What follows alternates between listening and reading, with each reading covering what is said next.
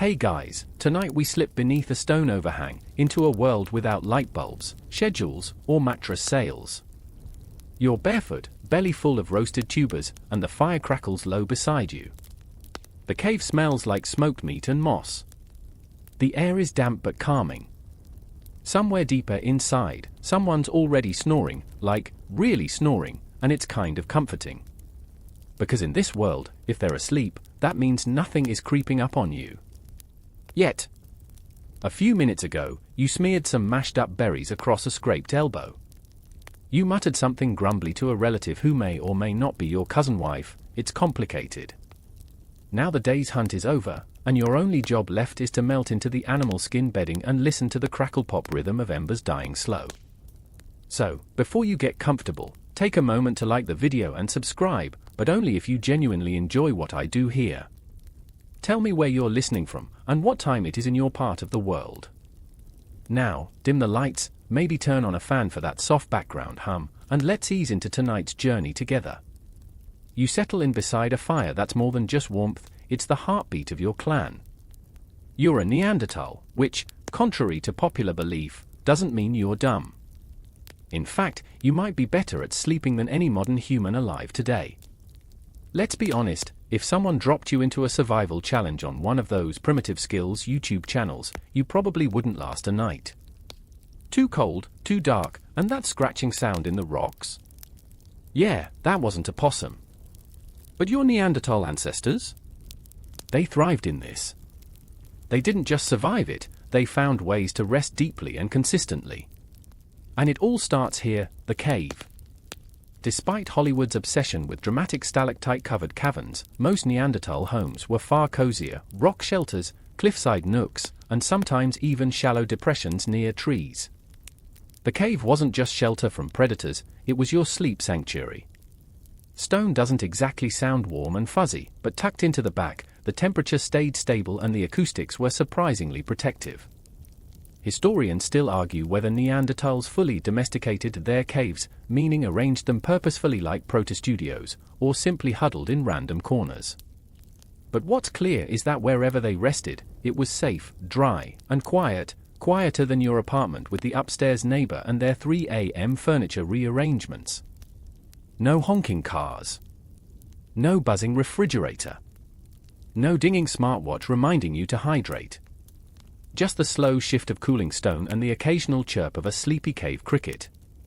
It's sensory deprivation, but cozy.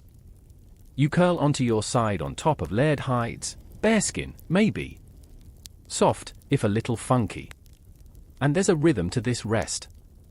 The cave offers silence, but not the kind that leaves your brain flailing in the void. It's the soft silence of being somewhere familiar, with the occasional creak or huff from a sleeping body nearby to remind you you're not alone. What's weird is, you probably feel safer here than you do in your own bed some nights. Not because predators aren't real, but because the balance of awareness and routine creates a kind of primal sleep trust. Your brain's not fighting 37 browser tabs and the gnawing knowledge that you forgot to answer that work email. It's resting in sync with firelight and the breath of others. Let's pause on that for a second. Firelight. Today, you fall asleep to harsh blue LEDs and flickering notifications. But Neanderthals had flickering embers, casting warm, low-spectrum light, the kind that actually boosts melatonin, not suppresses it. Your internal sleep clock, or circadian rhythm, loves this kind of light. And so, as the flames settle to glowing coals, your brain gently winds down. You're not crashing, you're coasting into unconsciousness like a canoe gliding into calm water. There's a certain peace in this routine. The fire needs tending, so someone does it, maybe on a rotation. If you're awake late, you're not doom-scrolling, you're adjusting logs, nudging embers, staring into the orange glow and letting your thoughts drift like smoke up into the cave ceiling. You might think that sleep here would be dangerous, exposed, primitive. But here's the kicker, the danger made you more attuned to rest, not less. Your ancestors evolved to fall asleep fast, stay alert through noise, and wake just enough to listen, then fall back asleep if the coast was clear. They weren't trying to get late solid hours, they were trying to recover, reboot, and survive. A recent archaeological find in Spain unearthed burnt wood fragments and neatly arranged bedding impressions inside a Neanderthal cave. These weren't just random naps, they were structured rest zones. Think prehistoric studio apartment, a hearth at the center, sleeping on one side, flint napping on the other. Fringe theory time. Some anthropologists believe that Neanderthals might have used pine boughs not only for bedding but also for aromatic insect repellent. That's right. While you're over there burning lavender oil in a $60 diffuser, your ancestors were layering fragrant evergreens into their sleep nests like prehistoric aromatherapists. And then, the stars. You can't see them from deep inside the cave, but you know they're there. Every night, when you step out to relieve yourself, or just to breathe in the cold air, you look up, and the night sky is just eternal. Uncluttered. You don't know any constellations by name, but you recognize them by shape, by season. Your sleep doesn't fight the night. It flows with it. Imagine that, living in a world where the stars are your street lamps, and they don't blink. You drift off again, belly warm, limbs tired. A breeze finds its way into the mouth of the cave, rustling the fire. Someone stirs. Maybe a child fusses. You're half awake for a second, long enough to notice, but not enough to panic. You let the moment pass, trusting that someone else has the fire, that the watchful rhythm continues. You sigh. Not the dramatic kind, but the one your body gives when it knows it's safe. And that, right there, is the secret. Not blackout curtains. Not biohacking supplements. Not white noise machines tuned to rainforest, but gentle. It's peace. The kind of peace that comes from knowing your clan is here, the fire is lit, the stone above your head won't collapse tonight, and the world will still be spinning in the morning. You don't dream of deadlines. You don't flinch at phantom phone buzzies. You just sleep. You wake with the first hint of silver blue light crawling across the horizon, not because of an alarm, but because your body simply knows. It's hardwired. The birds are stirring. A breeze whispers through the grass outside the cave, cool and damp. One of your clan members coughs once and rolls over. Another mutters in their sleep. You blink once, twice, and the world greets you with silence, not silence as absence, but silence as presence. Your heart isn't racing. Your shoulders aren't clenched. There's no spreadsheet lingering in your mind's eye. You're just here. And that alone gives you a head start over 21st century humanity. In our modern world, you're constantly bombarded, texts, ads, deadlines, dopamine loops. Your brain gets tugged like pizza dough every few seconds, stretched thin and crispy with stress. But for you, as a Neanderthal, none of that exists. You have zero notifications and zero stress, unless you count the occasional cave bear. Historians still argue whether Neanderthals experienced prolonged anxiety the way we do. Their lives were dangerous, sure, but the type of stress was different. Today, you worry about bills, climate change, social validation, whether or not your coworker secretly hates you. But a Neanderthal? You worried about food, shelter, and the occasional blunt force trauma. Survival, but not self-sabotage. And paradoxically, that made their rest cleaner. Your stress response is still built for a life you no longer live. Back then, a threat appeared, you dealt with it, run, fight, hide, or shout, and then the stress left your body. You shook it off, sometimes literally. That night? You slept like a stone. No ruminating at 2:07 a.m. about whether your spear-throwing form looked silly. The antelope didn't care. Fast forward to you, lying in bed, doom-scrolling under a blue blanket of synthetic light. Your phone vibrates again, breaking news, a reminder to drink more water, an ad for a mattress you're already lying on. Irony. Your nervous system's being smacked around like a xylophone in a toddler's hands. But in the cave? The only notifications are biological. Hunger. Thirst. Cold toes. You stretch your fingers, your breath puffing softly in the morning chill. The low-stress environment isn't just a vacation from modernity, it's a design that encourages deep, regenerative rest. Fun fact, stress hormones like cortisol follow a daily rhythm. Ideally, they rise in the morning and fall at night. Modern stress throws that rhythm off entirely. But in your Neanderthal world, cortisol stayed on track. No artificial disruptions. No emergency meetings about Flintstone productivity. And it's not just psychological. Physical stress was different, too. You moved constantly, hunting, walking, climbing, crafting, but it was rhythmic and purposeful. Your body worked all day but rested all night. There was balance. You didn't stagger through the door at 6 p.m. and sit in a chair for 5 hours clutching a microwave meal.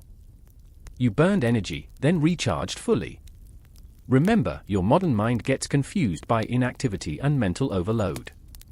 Sitting in traffic for an hour feels like doing something, but your body hasn't moved, and your brain hasn't rested. But your ancestors? They collapsed into sleep from earned exhaustion, not mental burnout, but physical satisfaction. One quirky detail here: some Neanderthal fossils show signs of healed fractures, worn joints, and bone growth from overuse. Meaning, yes, they worked hard. But their bodies had the time and rest to heal. Their downtime was respected. No one called you at 10 p.m. to ask if you got the cave sketches. If someone did, you could throw a rock at them. Socially acceptable. There's even fringe speculation that Neanderthals may have used guided breathing or humming sounds as a way to settle down, possibly as part of nightly rituals. The idea comes from wear patterns on certain tools near sleeping areas, and the proximity of carved bone flutes. Historians are still debating whether these were musical instruments or just mammoth-toothed whistles, but either way, it paints a picture of people who prepared for rest, not just collapsed into it. Contrast that with modern humans trying to fall asleep after binging for episodes of a show where someone builds an off-grid sauna in Alaska and fights a goose. Your brain's fried, your eyes hurt, and then you wonder why you can't drop into REM. You get up to stretch outside the cave. The air is fresh, sharp with the scent of crushed leaves and dirt. A nearby stream gurgles. You splash water on your face, not because you need to look refreshed, but because it's part of waking up, reconnecting to the environment. There's no glass mirror reflecting your exhaustion.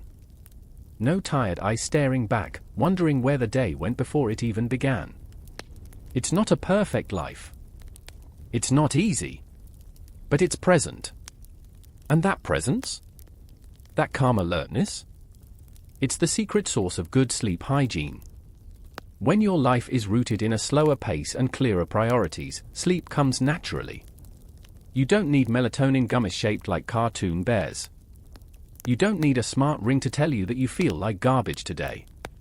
You just listen to your body. Because that's all there is to listen to. You walk back into the cave, stepping over a dozing clan member whose head is half tucked into a hide. Someone's already adding more wood to the fire. A small child whimpers, and a parent reaches out without opening their eyes. It's quiet, but not silent. The day is beginning in soft waves, and the memory of last night's deep, uninterrupted rest is still in your bones. You sit near the fire and glance at the embers. They are still alive, still pulsing with that warm orange promise. You feel something strange, yet familiar: peace without boredom. Alertness without anxiety. Sleep, not as an escape, but as a reward. You don't dream of inboxes. You dream of hunting trails and river crossings and fire dances. And even if those dreams are gone when you wake up, your body remembers that it slept. Fully. Completely. Maybe that's the part modern humans have lost, not just sleep, but the value of rest as something earned, shared, and sacred. For Neanderthals, sleep wasn't the pause between real-life activities. It was life. A necessity so deeply respected that the environment, the social structure, and even the daily rhythm were all built around it. So next time you toss and turn because your neighbor is playing dubstep or your brain won't shut up about a text from 3 days ago, remember this: your ancient ancestors didn't have therapy apps or fancy sheets. They had dirt, darkness, and fire, and they still slept better than you. And honestly, that's a little humbling.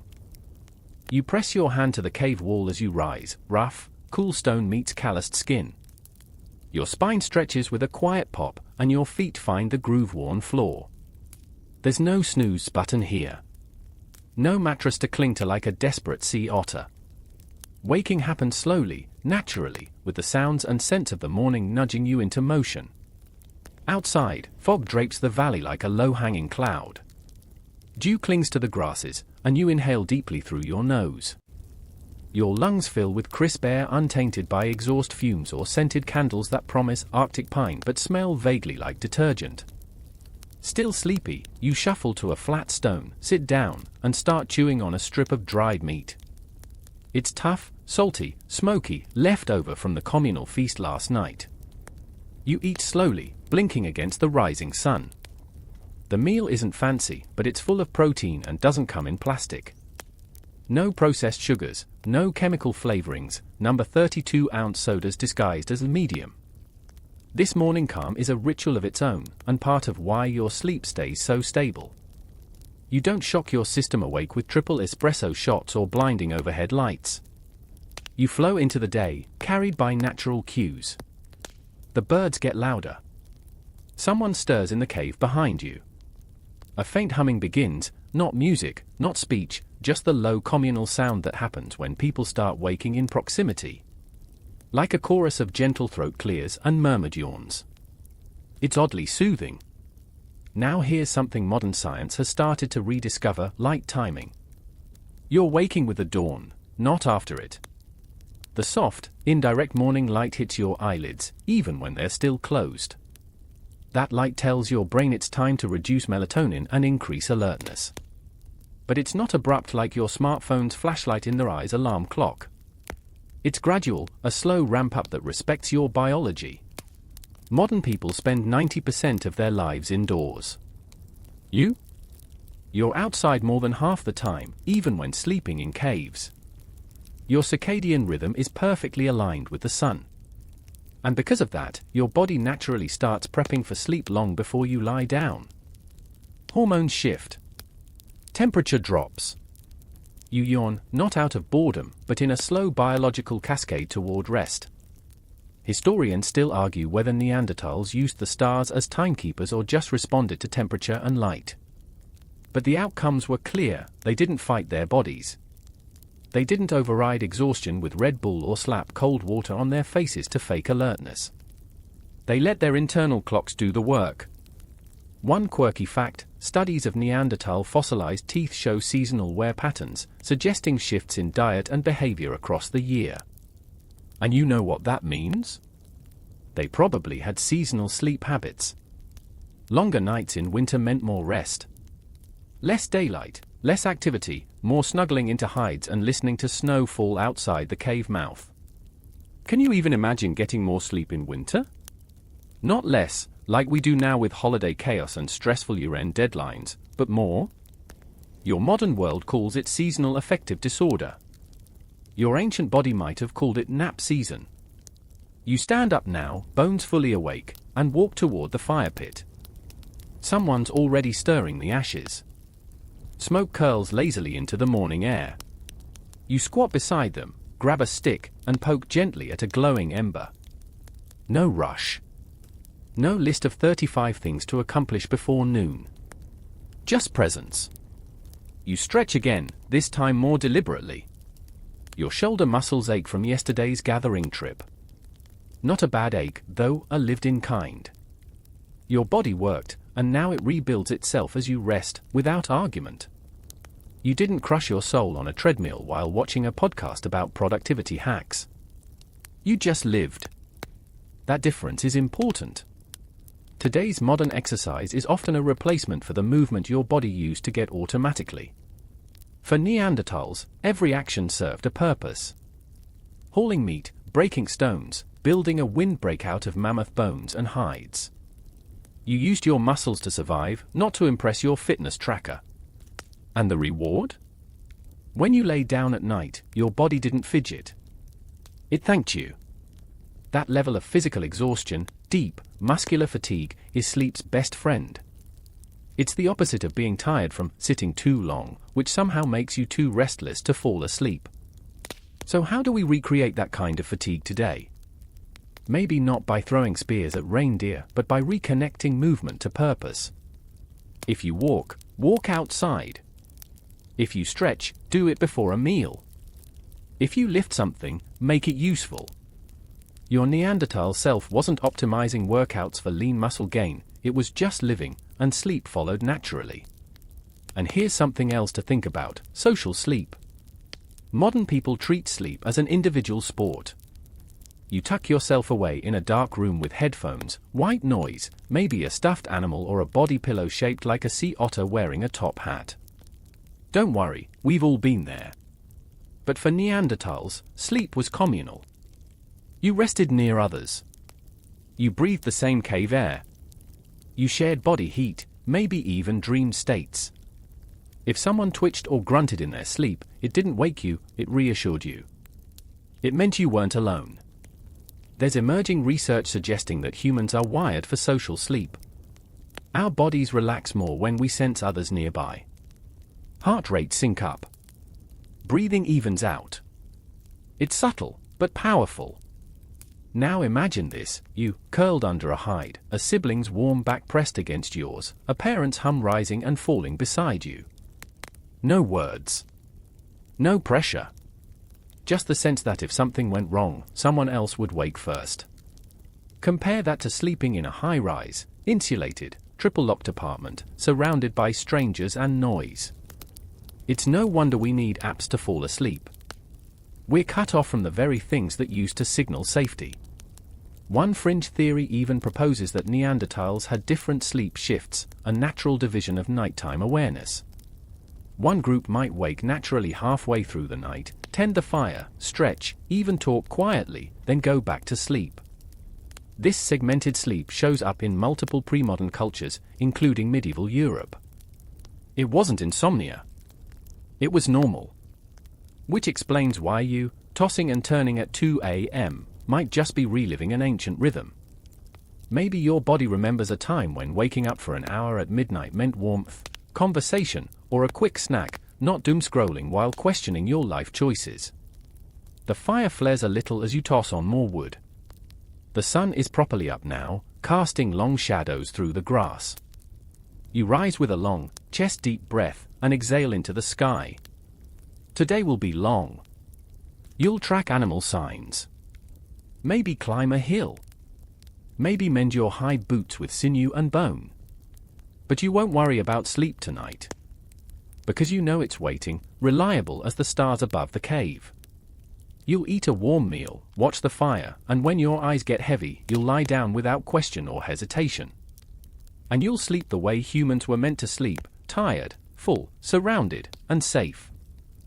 It's evening now. The sun slips lower with the slow confidence of something that's done this a million times.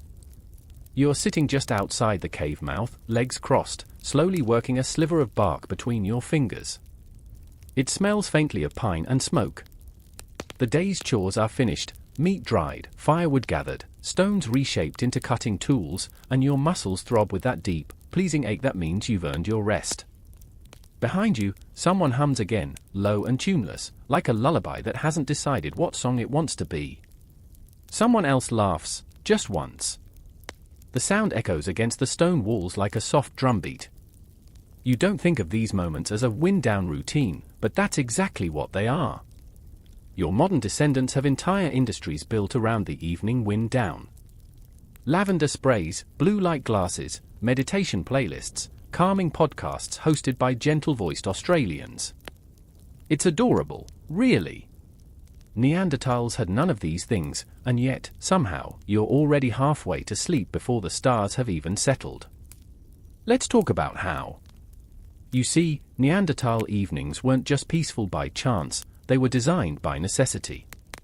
There were no electric lights, no flickering screens, no jarring entertainment beamed at your eyes in high definition. The environment took care of the cues, darkness fell slowly, and with it came quiet, routine, and low-level sensory input. A perfect sleep cocktail. Historians still argue whether Neanderthals used fire more for light or warmth, but there's no doubt the glow of a flame played a central role in your nightscape. Firelight flickers at just the right frequency to suit the human brain. It mimics the gentle motion of natural shadows, giving your visual system something to rest against without overstimulating it. In modern times, we call it entrainment. Your brain slowly synchronizes its rhythms to the world around it. But you don't know that word. You just know that after a few minutes of fire watching, your shoulders loosen. Your eyes get heavy. Your body says, soon. You lean back on your elbows and watch the flames dance. There's no rush. No mental chatter reminding you to check tomorrow's weather or whether you remember to tuck the dried berries away from the wolves. Everything that needed doing is done. Here's a quirky bit. Some archaeologists think Neanderthals may have created seating areas around their fires, flat stones, semicircle arrangements, even grooves in the ground worn down by generations of sitting. It suggests a culture of intentional rest, not just flopping down wherever exhaustion hit. Rest was sacred, not sloppy. Compare that to modern rest, which often means collapsing onto a couch while multitasking 3 screens. Your body is still, but your brain's a carnival ride. You're not preparing for sleep, you're dodging it. Not here. Not tonight. A child crawls into someone's lap, thumb in mouth, breathing slow and steady. No one scolds them for being up late. There's no schedule posted on a cave wall. But the rhythms are familiar. Night falls, bodies gather, firelight flickers, and sleep rolls in like mist. The stars begin to blink into existence. You don't name them, but you know them. That bright one near the horizon? It's always there in the colder months. That trio in a line? They rise before the rains. The sky becomes a slowly turning wheel, and you're the still point in its center. Your feet are bare against the packed earth. There's no mattress tonight, there rarely is, but you have fur, grass, maybe a cushion of moss or woven branches if you were feeling ambitious earlier. And unlike that overpriced Memorafoam slab in your future apartment, this surface doesn't lie to your body. It keeps you grounded, literally. You feel the earth. And it feels you back. You lie down when your body says so, not when the clock does. Which, funnily enough, turns out to be a far more effective sleep trigger. Modern folks try to force it, it's 10 p.m, I should be asleep, and then spiral when it doesn't work. But your Neanderthal self? You wait for the yawn that climbs from your belly. The blink that lasts too long. The ache that says enough. And here's the kicker, you're not alone. Neanderthal sleep was communal. You lay beside others, sometimes tangled in a pile, sometimes in a neat line, depending on the weather and mood. There's safety in numbers. Warmth, too. But even more than that, there's rhythm. The clan sleeps, breathes, and dreams in unison. Your heartbeat matches someone else's. A baby sighs. A foot twitches. Someone snores in a rhythm that's been the same since before you were born. There's emerging evidence in sleep science that humans retain this instinct for synchronized rest. In experiments, groups of people who share a space, even strangers, often fall asleep and wake around the same times. We are, at our core, pack sleepers. But modern life has pushed us into isolation pods. White noise machines, blackout curtains, noise-cancelling headphones, all in service of total sensory severance. Effective? Sometimes. Natural? Not even close. Back in your cave, you roll onto your side, nestle your face into the warm hollow between hide and arm, and exhale. The fire still crackles softly. Outside, an owl hoots. And without any effort, any struggle, any self-talk or breathing exercises, you begin to drift. One more quirky theory before you go fully under. Some scholars believe that early humans might have used scent as a sleep cue. The consistent smell of smoke, animal fat, or dried herbs near sleeping spaces could have acted as a kind of olfactory lullaby. Like a natural diffuser, except it won't catch fire if you fall asleep next to it. And what about dreams? Historians can't quite say. We don't have fossilized REM cycles. But if you dream tonight, as you very well might, it won't be in neon chaos or digital nonsense. You'll dream of rivers, of long chases, of thunder in the distance and the feel of warm fur against your cheek. Your dreams will belong to the body, not the ego. Wordless, rooted, whole. That's the real secret of Neanderthal sleep hygiene. It wasn't hygiene at all. It wasn't a checklist. It wasn't curated. It was life. Honest, embodied, unfiltered life, and sleep simply followed. So as the last flames crackle down to glowing coals, and the cave hums with gentle breaths, you press your hand to the dirt beside you, still warm from the fire, and close your eyes. You don't count sheep. You count heartbeats. And you're already gone. It's still dark, but you're awake. Not startled. Not panicked. Just aware.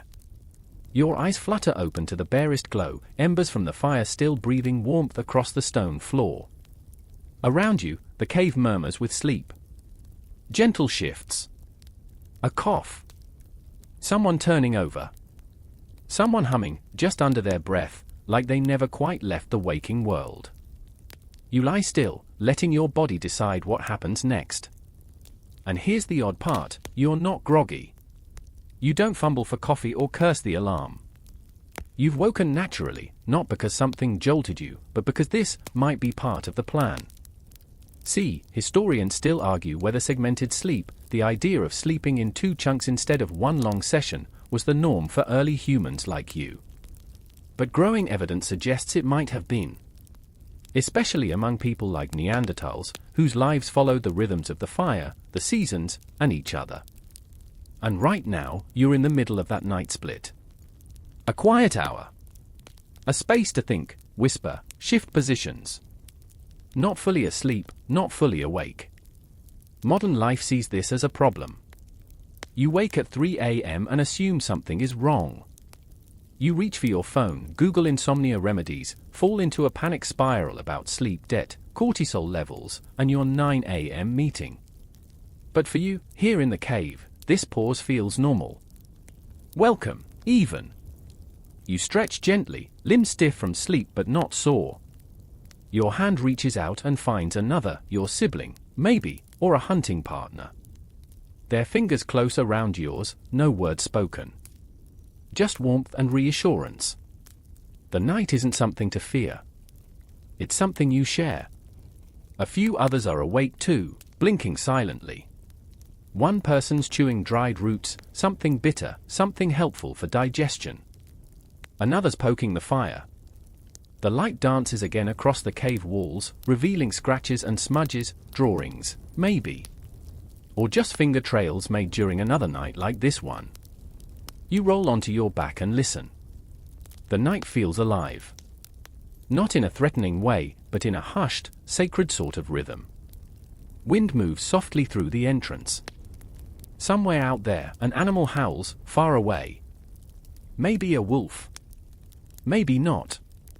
Doesn't matter. You're safe. You're together. And during this gentle interlude, something interesting happens, your brain thinks better. Modern sleep scientists have rediscovered this phenomenon. The middle-of-the-night wakefulness, if allowed, not fought, can be a space for creativity, insight, even problem-solving. Dreams blur into thoughts. You replay moments from the day, not anxiously, but curiously.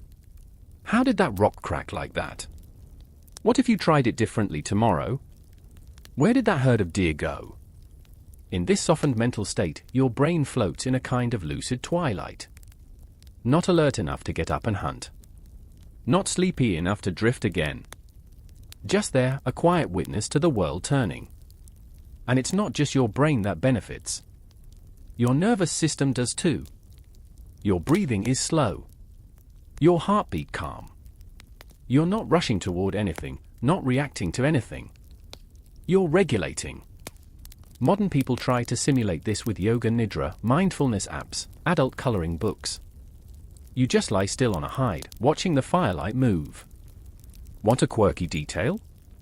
In some cultures that practice segmented sleep, this midnight period becomes a moment for intimacy, talking, storytelling, even sex. A kind of social limbo built into the structure of sleep. It's not wasted time. It's time designed for closeness. And if no one's awake, that's fine too. You might rise and walk quietly toward the entrance. Not to leave, just to look. Outside, the moon throws cold light over the valley. The trees shift like shadows learning how to dance. You breathe it in, air that tastes of ash and moss and last week's rain. You sit. And for a while, you just sit. No notifications. No doom scrolling. No whispering AI voice telling you how to clear your mind. You're not trying to relax. You are relaxed. Maybe you hum a little to yourself. Maybe you pick at a scab on your knee. Maybe you listen to the stars.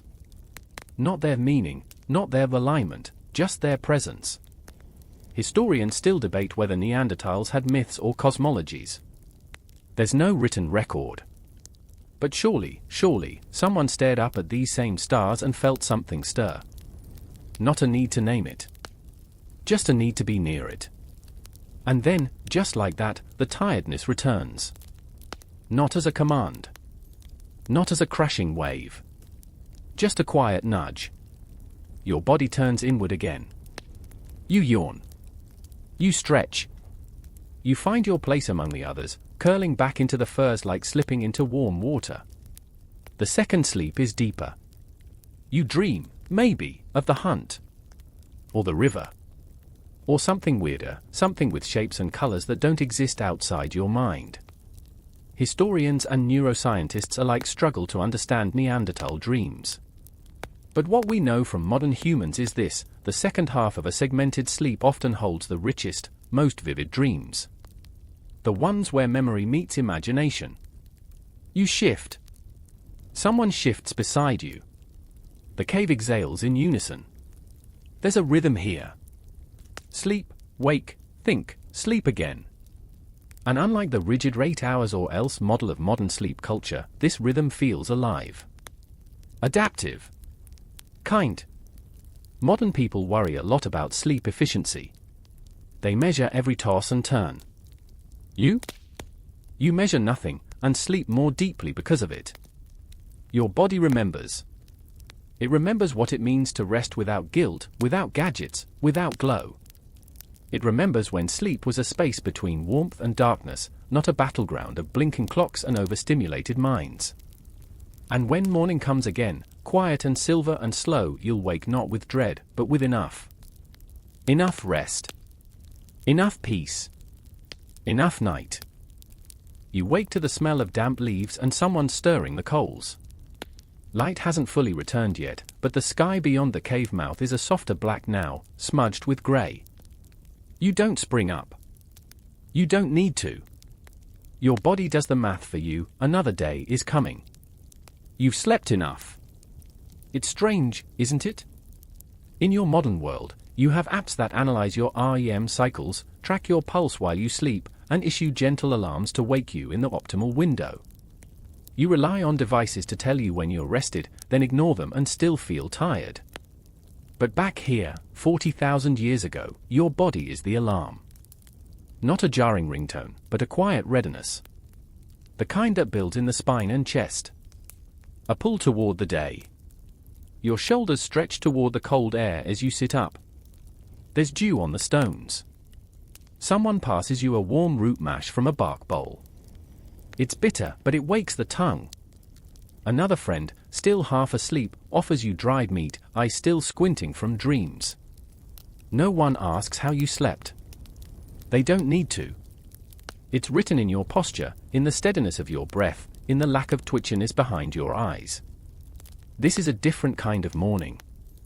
Historians still argue whether Neanderthals followed strict daily routines or simply adapted moment to moment. But one thing's clear: mornings weren't chaotic. There was no screaming alarm clock, no desperate caffeine rush, no scramble for keys and clean socks. You wake with the rest of the group, slowly, in stages. First light. Then stirring. Then speech. Then movement. Like an orchestra tuning itself before a performance. And the key to it all? Good sleep hygiene embedded in a lifestyle, not carved out from one. Your modern self has to fight for good sleep, blocking light, controlling sound, fasting before bed, optimizing everything. You, the Neanderthal, simply live a life where sleep comes naturally. And here's where it gets interesting: the deeper science suggests that your sleep, primitive as it may look, is likely healthier than the average modern pattern. Let's talk circadian rhythm. Your body operates on a 24-hour internal clock governed by the sun, melatonin production, and ambient temperature. But modern life bombards that clock with interference, fluorescent lights, night shifts, social jet lag. Your ancient sleep, however, is aligned with nature's cycles. Even your body temperature supports this. You sleep when it drops at night and wake when it rises with the sun. No thermostats. No electric blankets. Just the natural dip and climb of the planet itself. Researchers today suggest that this temperature synchronization might be a critical, but underappreciated, factor in high-quality sleep. You head out of the cave for a moment. Not to leave, just to stretch. The air bites a little, but it's bracing in a good way. You rub your arms, squint upward. Dawn is coming. And with it, the shift from stillness to motion. Around you, others are rising. Some yawn. Others cough. No one rushes. There's time. You grab a stick and poke through last night's fire. Embers flicker. You know just how to bring them back. A bit of bark.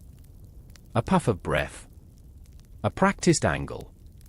Within minutes, the fire glows again. And with it, warmth returns. Here's a quirky thought: archaeologists believe Neanderthals had to learn how to nurture fire as much as how to make it. Fire maintenance was a skill, a nightly companion that became part of sleep culture. The fire sleeps when you sleep. It wakes when you wake.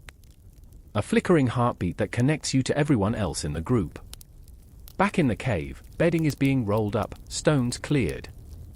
It's not spring cleaning. It's habit. No clutter. No piles of laundry. No forgotten mugs of tea. When your life moves with the day, your sleeping space stays simple. You probably didn't even snore much last night. Why? Because Neanderthals had broader nasal passages than modern humans, likely adapted for cold, dry air.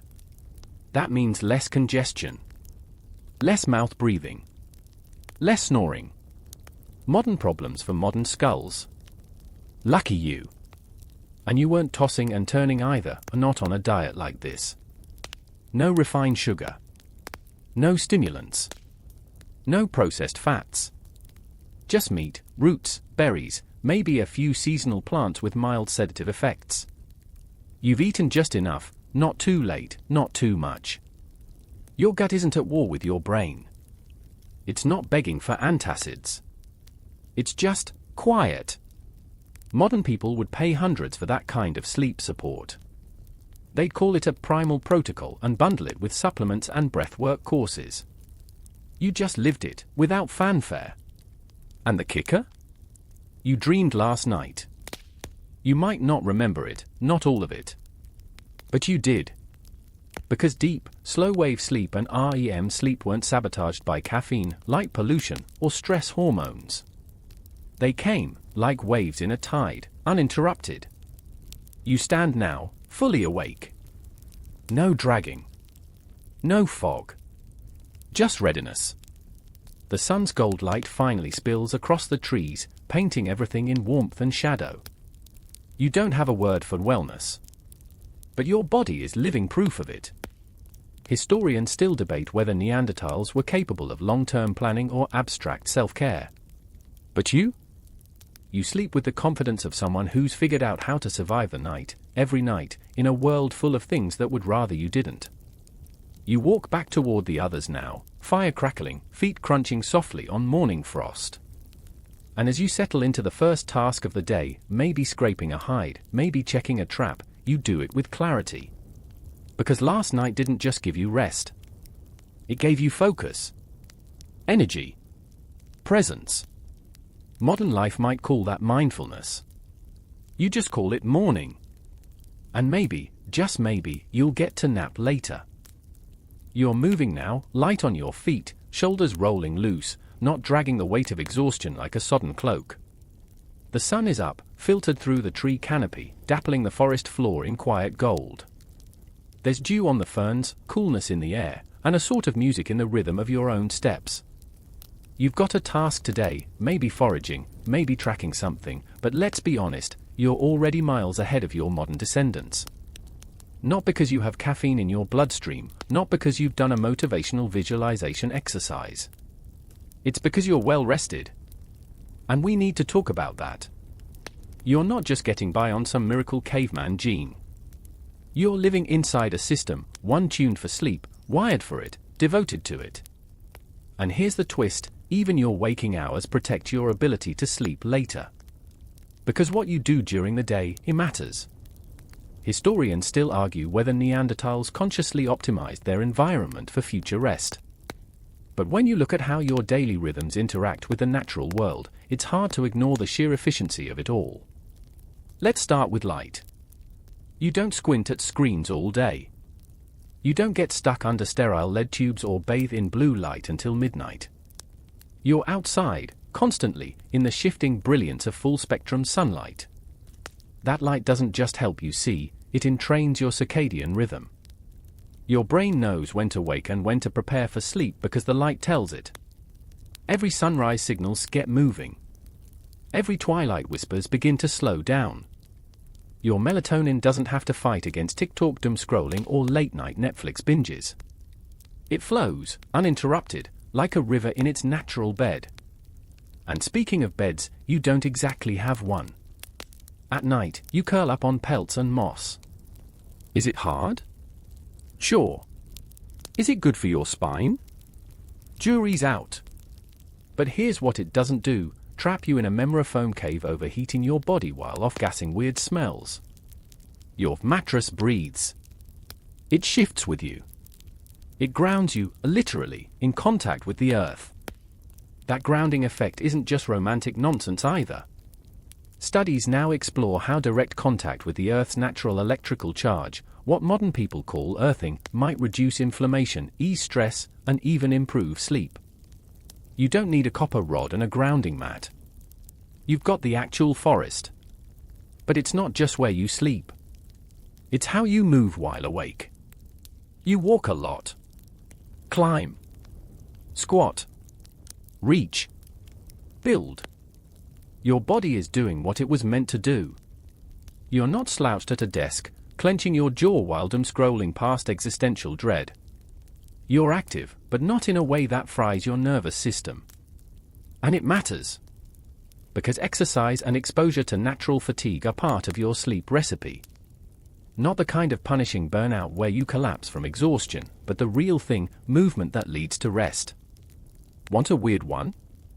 Here's a fringe fact, some anthropologists believe that Neanderthals' thick bones and muscle mass didn't just help with hunting, they may have created a body rhythm more deeply synced with day-night cycles. More muscle mass, more physical effort, more sleep drive. You're built for the long haul. Midday now, and the sun is climbing. You're sweating a little.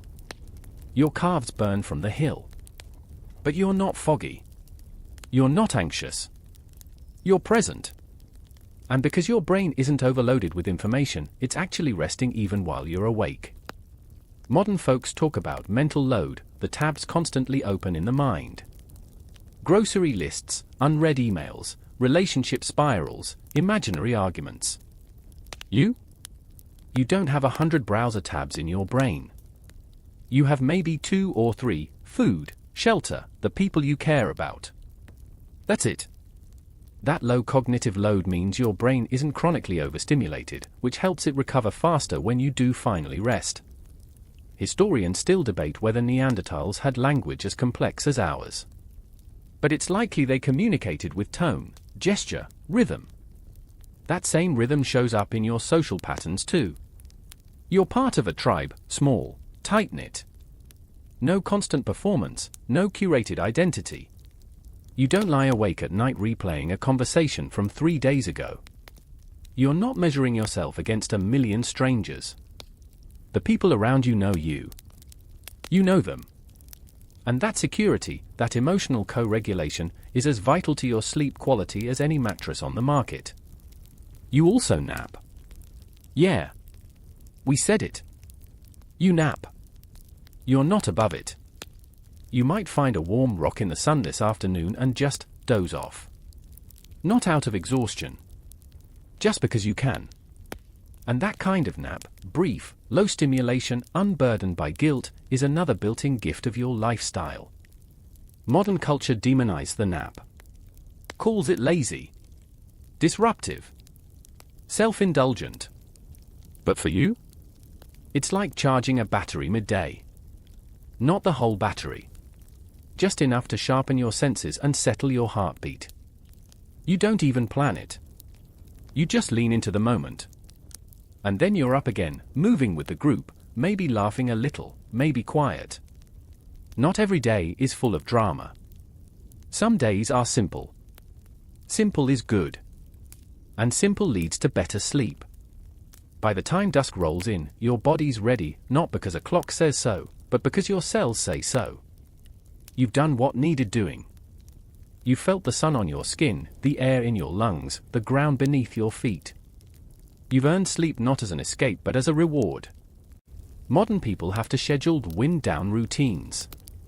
Chamomile tea. Essential oil diffusers. 10 minutes of gratitude journaling. You just let the dark arrive. And as it arrives, so does the hush. People gather near the fire again, the way they did last night. Same embers, same warmth. Someone hums.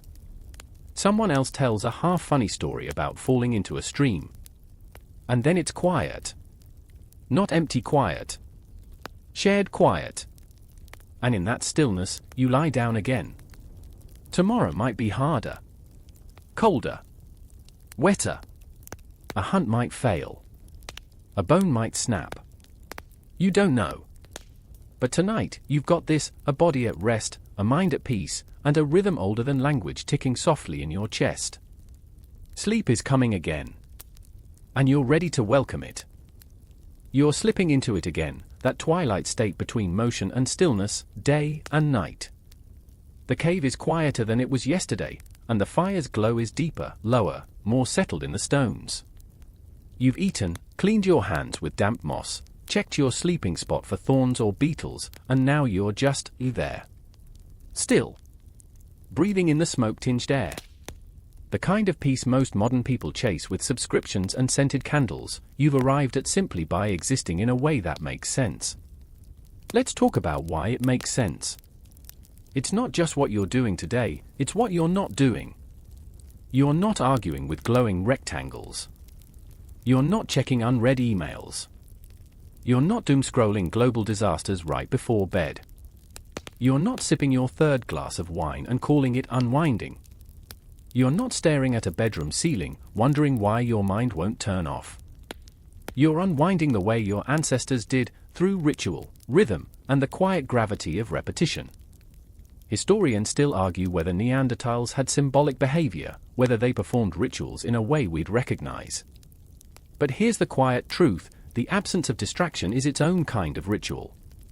And here, that ritual is part of how you sleep. It starts long before you lie down. There's the way you lower your voice when the fire's lit. The way you sit closer to others, not farther. The way you lean back against the stone, let your eyes half close, and let stories, if any, drift and scatter like embers.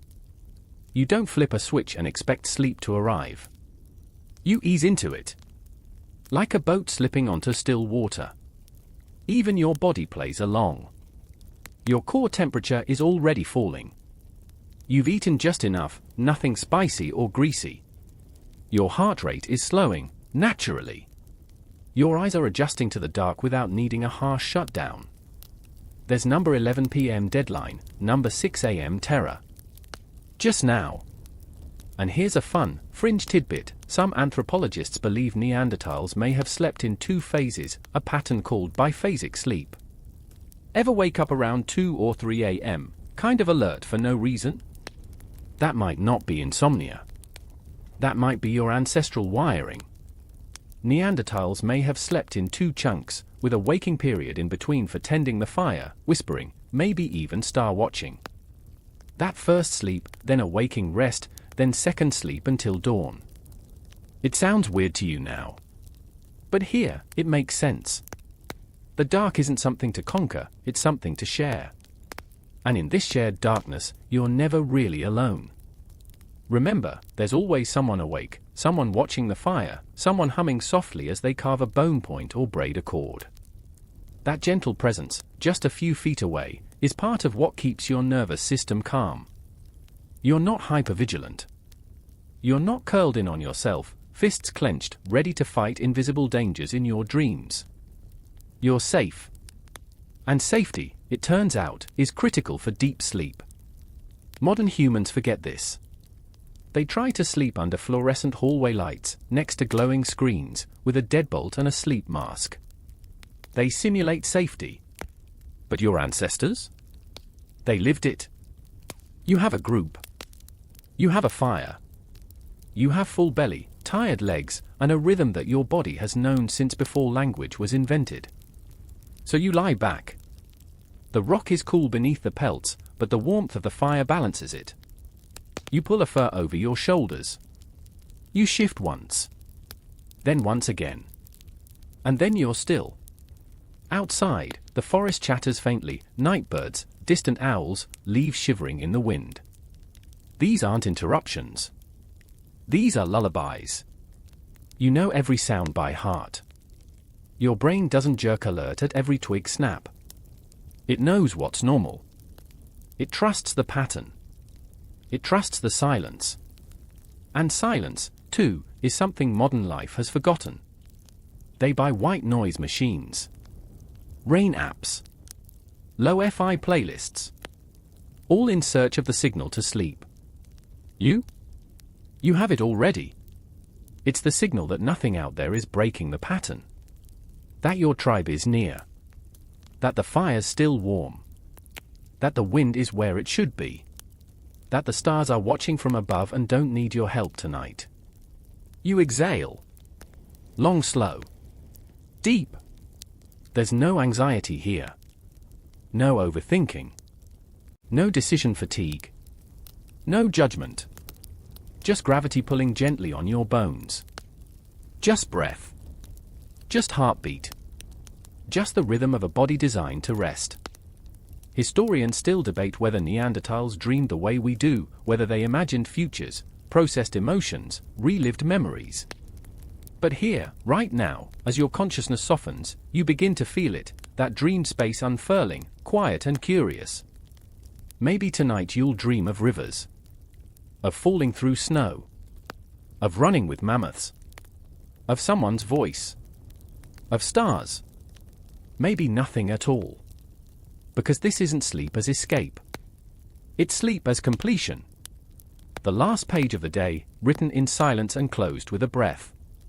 And when you wake, you'll be ready to do it all again. Not because you hacked your biology. Not because you found the right supplement. But because the world you live in wants you to sleep. And that might be the most miraculous thing of all. You wake gently, without alarms or obligations. No siren from a phone, no flashing calendar alert, no jarring transition from dream to dread. Just light, faint at first, sifting through cracks in the stone. The fire has faded to ash and ember. Someone near you is still asleep, their breath slow and even.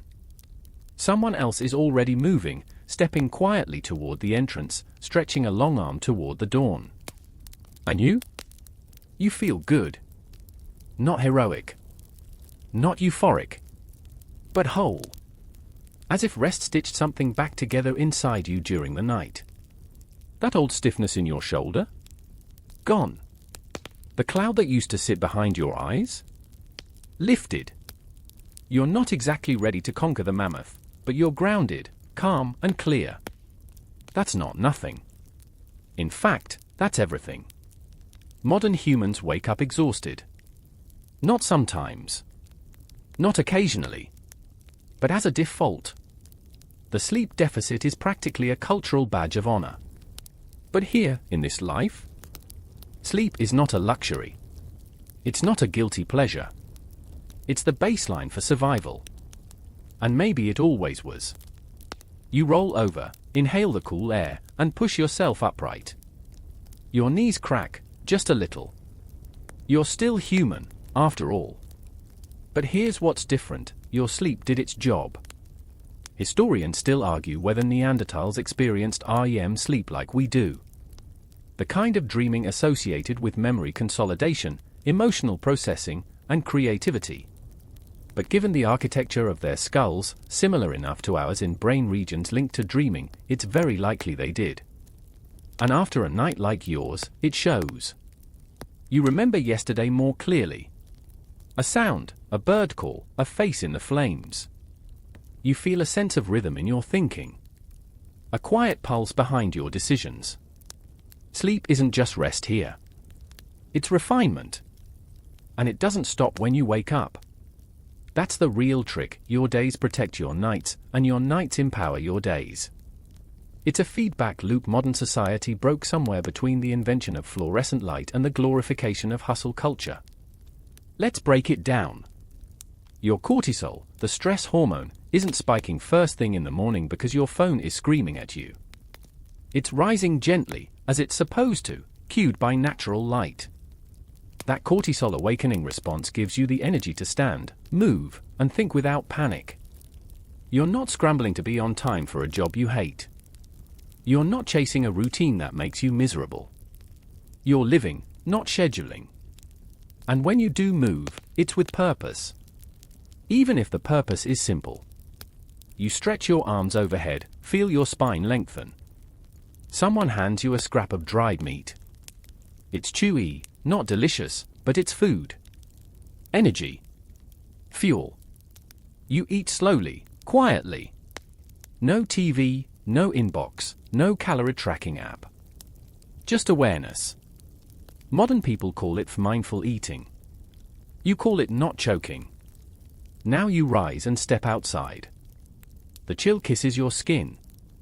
The air smells like loam and ash and something faintly green. The forest greets you, or not loudly, not with trumpets, but with movement. Leaves shaking. Branches flexing. A raven cawing from somewhere unseen. This is where your circadian clock aligns, not just your sleep-wake cycle, but hormone release, digestion, alertness, temperature. Everything flows from this daily rhythm, tuned to sun and shadow, effort and rest. And you're not alone in it. Your people are waking too. Not all at once, not in a drill sergeant scramble, but organically. The fire's being fed. A child's laughter rings out. A woman hums an off-key tune while brushing out her hair with a carved comb. There's synchrony in this tribe. The kind of group alignment modern folks pay thousands to simulate in team retreats. Here, it's just life. And that social rhythm feeds your emotional health, which feeds your sleep in return. The laughter you share today makes it easier to rest tonight. The tension you resolve, the stories you hear, the little grunts of gratitude after a shared meal, all of it becomes part of your sleep foundation. Because you're not going to bed with unspoken rage or passive-aggressive tension or hundreds of unread DMs. You're going to bed seen, heard, known. Want another weird tidbit? Some scholars believe Neanderthals may have sung to each other, not words, but tonal patterns, melodic hums passed between individuals to soothe, bond, or signal presence. If that's true, you've probably hummed back. Maybe even tonight, around the fire. And maybe that hum still echoes in your chest now, steady and low, like the memory of a lullaby. You head out with a few others. Nothing big today, maybe gathering roots, maybe checking old traps. You step through underbrush that clings to your legs. The sunlight is warm on your neck. And your mind is clear. That's a funny thing, too. In the modern world, clarity is a rare and expensive state. It takes meditation apps, time blocking, biohacks. But here? It's just what happens when you're not in survival mode all the time. When sleep restores you, and the day doesn't deplete you beyond repair. You don't waste brain space on noise. You notice patterns instead. A track in the mud. A squirrel's warning call. the fact that the wind has changed ever so slightly. That clarity, powered by real rest, makes you better at surviving. Better at spotting opportunity. Better at dodging danger. Maybe even better at dreaming. Because yes, sleep does more than heal. It imagines. It makes you creative. Flexible. Adaptive. That rock you picked up yesterday? You realize now it might be perfect for flint napping. That route you took last week? You remember a shortcut. That person you've been watching out of the corner of your eye? You finally get the courage to say something kind. All of it starts with a brain that's been allowed to reset. Historians still wonder how much of Neanderthal intelligence was hidden under the noise of survival stress. But based on what you're doing now, you can guess the answer: a lot. And that's the final irony. Modern humans might think Neanderthals were brutish, slow, emotionally dull. But the truth might be simpler: you were just better rested. By now, you're fully in the rhythm. Not just with your group, or with the day, or with the cycle of light and dark, but with your body. You're not just surviving anymore. You're attuned. Tuned in. A living antenna for the pulses and patterns of the earth. And sleep, even now, is never far from your mind. Not because you're tired, though the morning's tasks are starting to tax your muscles, but because everything in this world keeps feeding your sleep cycle in subtle, constant ways. You've probably never thought about it like this, but out here in the Paleolithic wilds, you live in a 24-hour lullaby. Let's talk about the cues. See that light slanting through the trees? That's not just pretty. That's full-spectrum daylight, the kind modern office bulbs try to mimic and fail.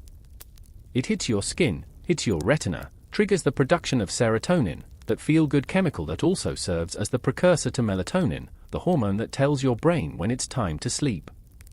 You don't need a supplement. You need a sky.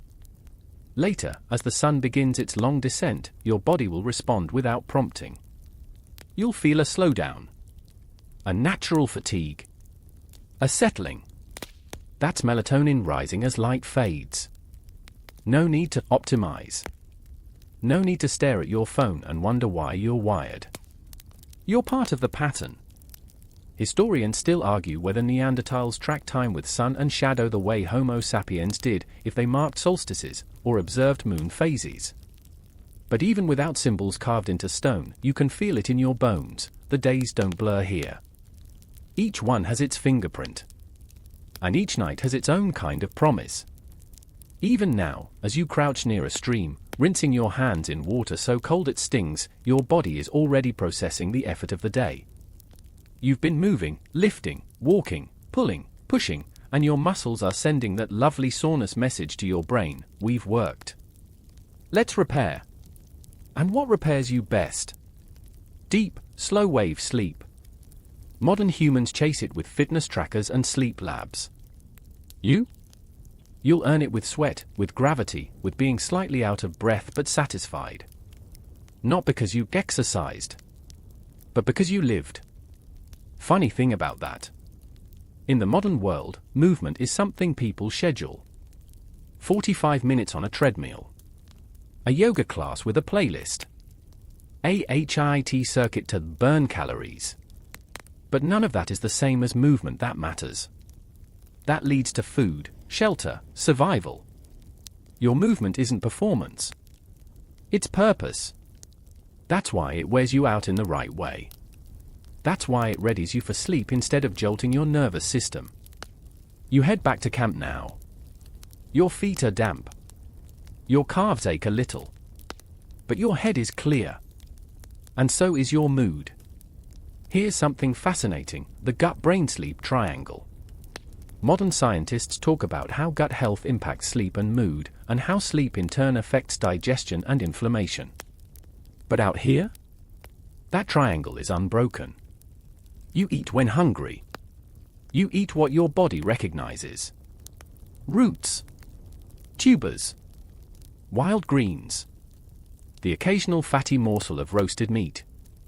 There are no artificial sweeteners. No preservatives. No midnight nachos. And your microbiome, that invisible jungle in your belly, thanks you for it. Even now, with a half-digested root stewing in your stomach, it's sending signals to your brain, all clear. We're good down here. Go ahead and wind down later. You sit near the fire again as the light fades. Another quiet moment. Another simple meal. A few words exchanged, but not many. Maybe a joke.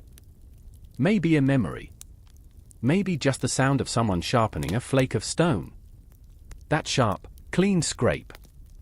And you start to feel it again, that pre-sleep shift. It's not dramatic.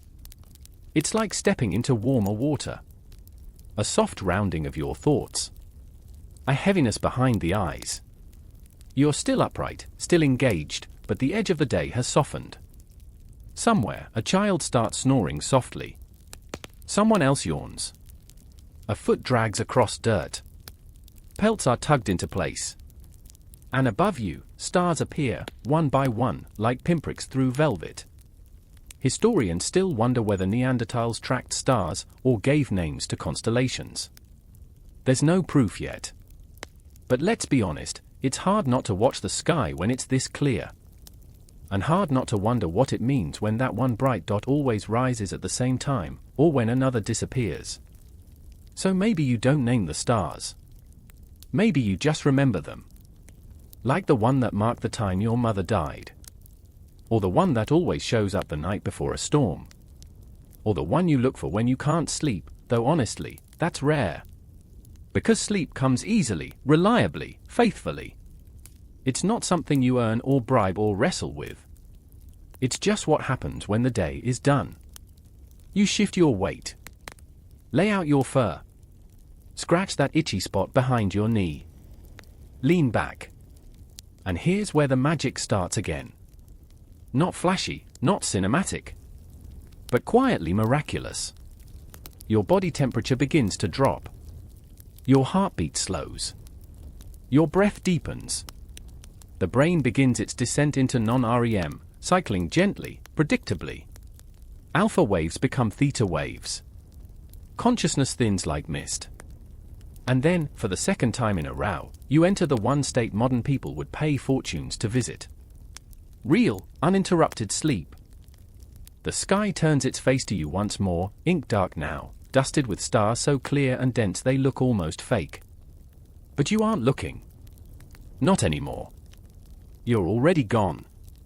Not dead, gone, not unconscious like some heavy rock dropped into water. This is the other kind of gone. The woven kind. Threads pulling you deeper and deeper into a soft and wordless somewhere. Into dreams. And this, right here, might be the part that modern people misunderstand the most. Because dreams, for you, aren't nonsense. They aren't clutter or static or brain-glitch cinema. They're not filled with tax deadlines, missed phone calls, or arguments from years ago. They're cleaner. Stranger. True. Maybe you see a river you've never visited, its current slow and glassy, full of fish you somehow know by name. Maybe you walk through a forest of white trees, and every time you touch one, a song plays in your head, clear and full, but impossible to remember when you wake. Or maybe you see her again. That face you lost long ago. Modern sleep studies tell us dreams occur most vividly in REM sleep, when your brain lights up with near-waking activity while your body remains paralyzed. It's like watching a movie in a theater where the doors are locked, and you can't look away. And yes, Neanderthals almost certainly experienced this state, based on cranial fossils showing brain structures that would support REM cycles. But even if science hadn't confirmed it, you feel it. You live it. And in this place, in this time, you don't wake up groggy and forgetful. You remember your dreams. Not always in detail, but in flavor. In shadow. You carry them with you into the day like a faint scent on your skin. Here's the thing. Your dreams are part of your intelligence. That might sound ridiculous to someone scrolling TikTok in bed until 3 a.m., but out here, it makes sense. Because in your dreams, you rehearse danger. You simulate choices. You process fear. You revisit grief. You run wild with ideas you'd never dare say aloud. Dreams are your nocturnal sandbox, where your brain throws sticks and stories into the air and watches how they fall. Some nights, you solve problems you didn't know you had. That broken sling you couldn't fix. You see yourself lashing it differently in your dream. You try it the next day, and it works. You think it's luck. It's not. It's your dreaming mind doing what modern minds barely have space to do: play. Historians still argue whether Neanderthals had symbolic thought, if they used dreams in their myths, if they told stories at night based on visions seen in sleep. Some believe rudimentary carvings and ochre markings point to proto-storytelling. Others call it wishful thinking. But you know the truth. Because tonight, someone mutters in their sleep beside you. Just one word. One sound. You don't recognize it. But the rhythm of it feels ancient, almost sacred. Maybe it's a name. Maybe a warning. Maybe a dream leaking into waking. You shift in your furs. You smile. You're not alone. And the dreams don't end when the sun rises. They follow you. Like smoke curling off yesterday's fire. Like a tune you heard once and forgot. You start to notice how your dream logic slips into your daytime creativity. That crooked stick you saw in your dream? It's lying near the stream in real life. You pick it up. You test its weight. Could be useful. Could be nothing. But either way, you've noticed. Your brain is open in a way most modern people can only imagine. The line between waking and dreaming isn't a wall. It's a curtain. And you move through it with ease.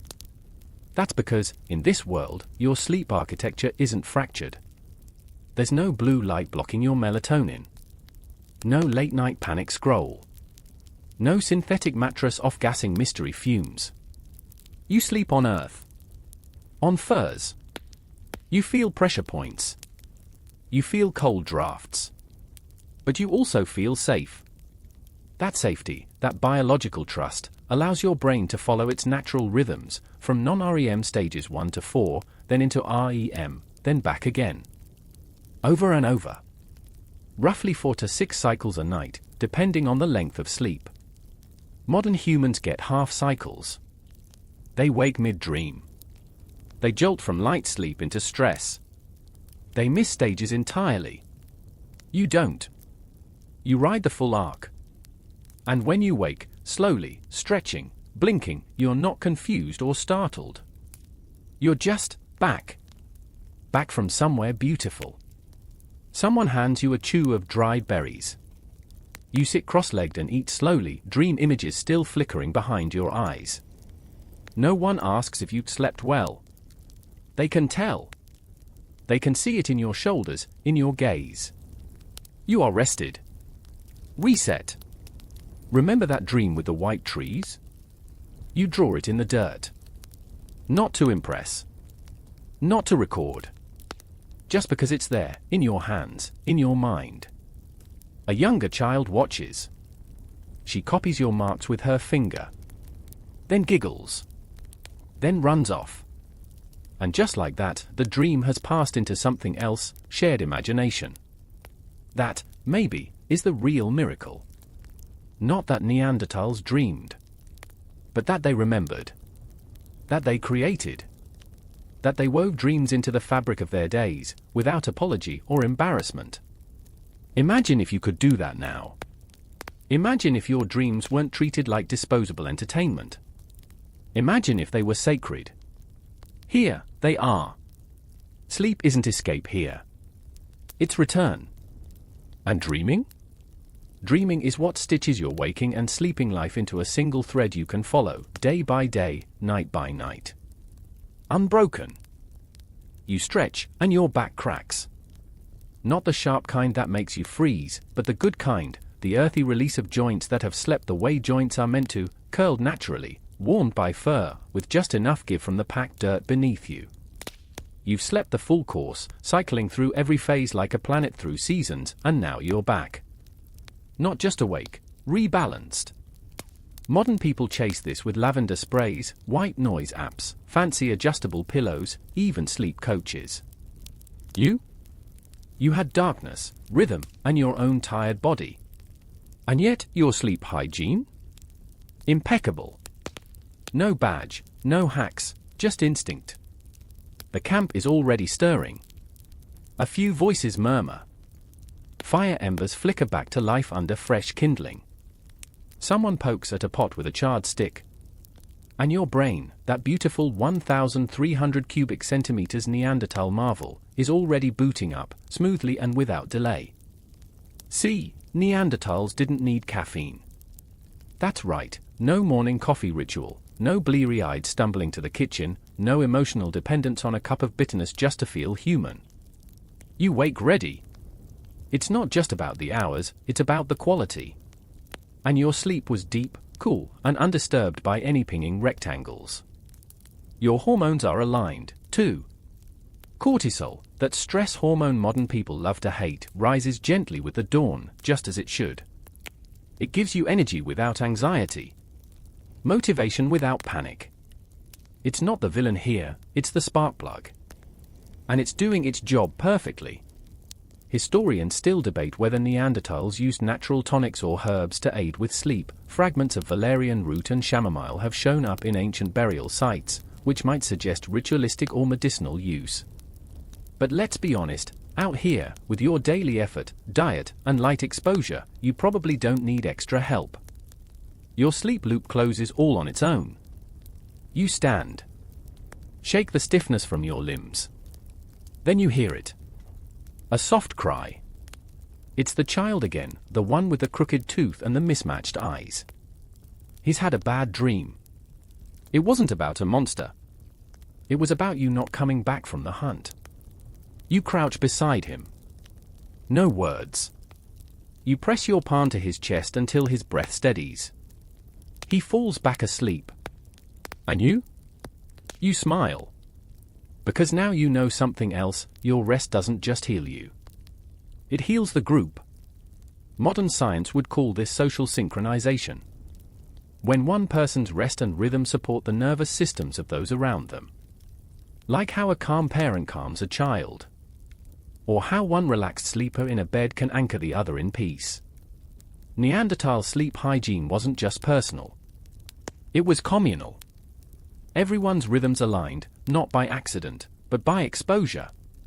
You all went to sleep at the same time. You all woke under the same sky. You dreamed beside one another.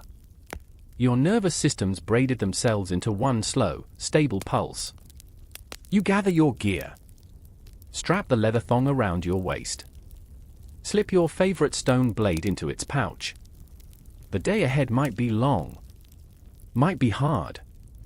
But you're ready. Not because you've biohacked yourself into elite mode. Not because of any 10-step morning routine.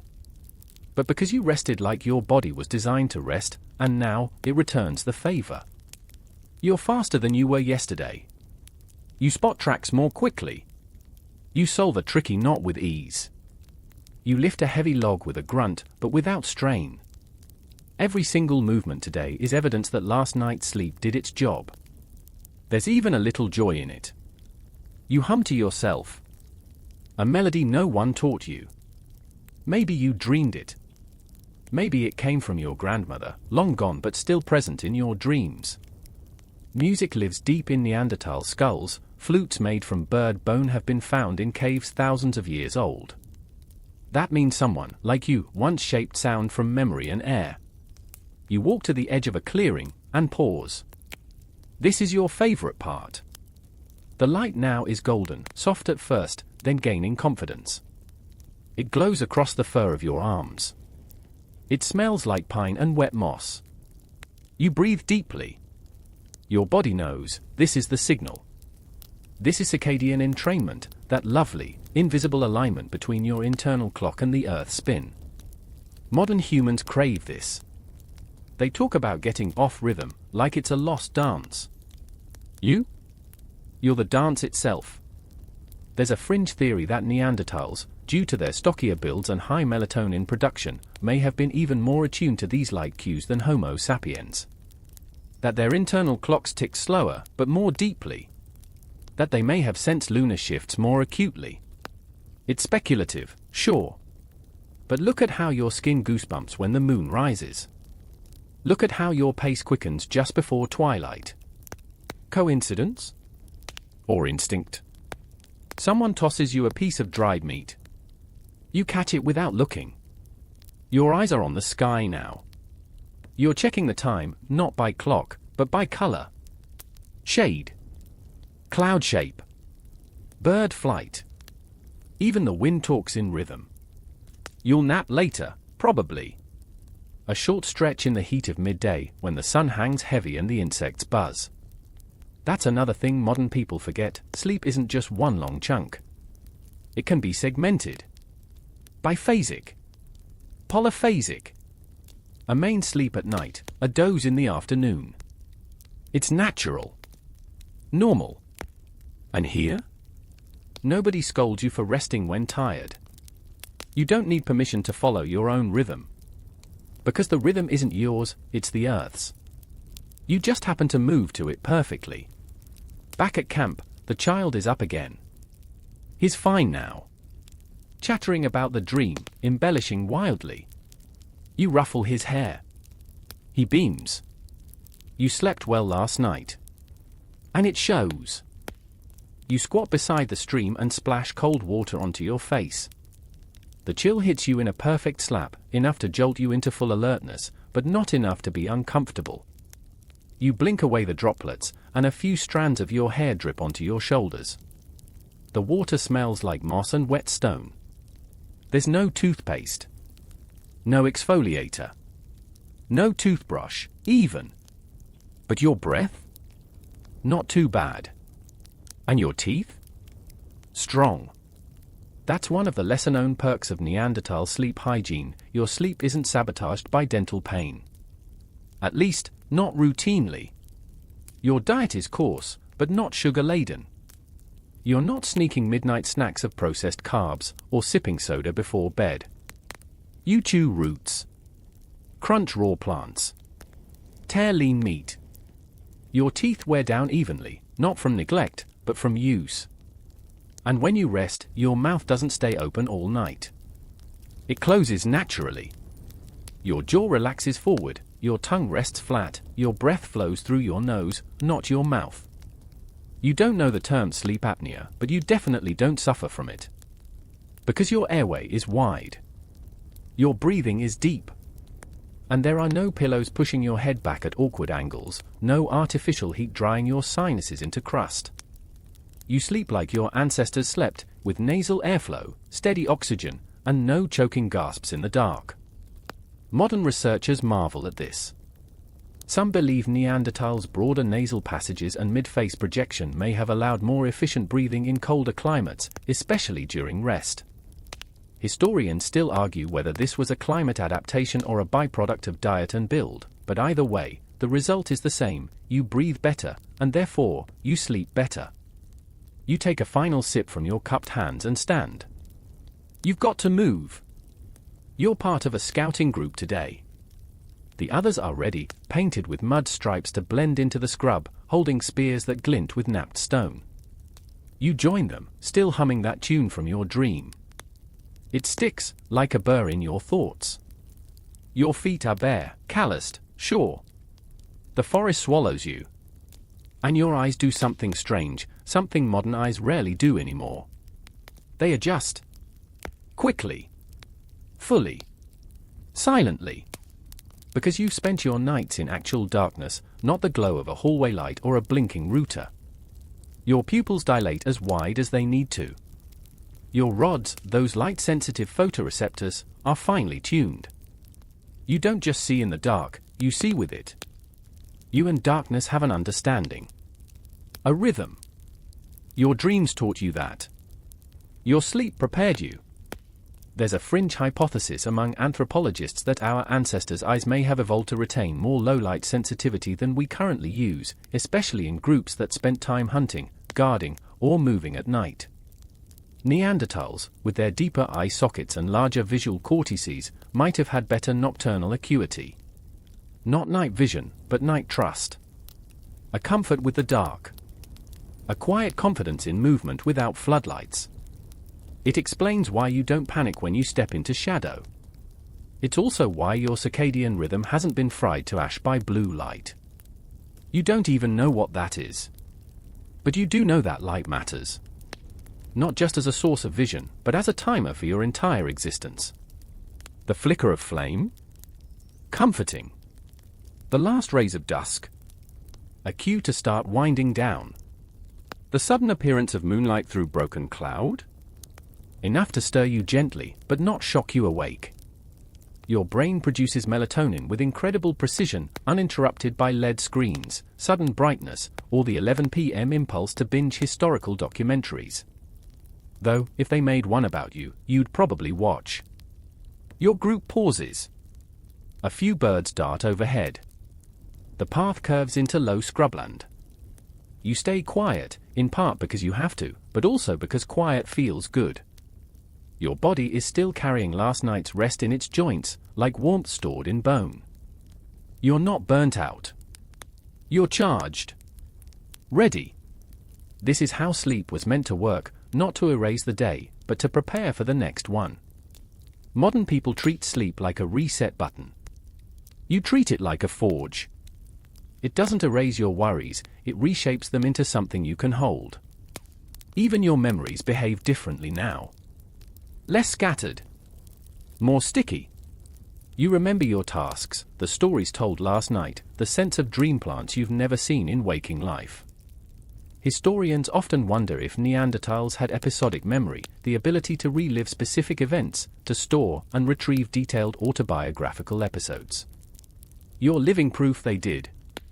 You reach a rise. A head, movement.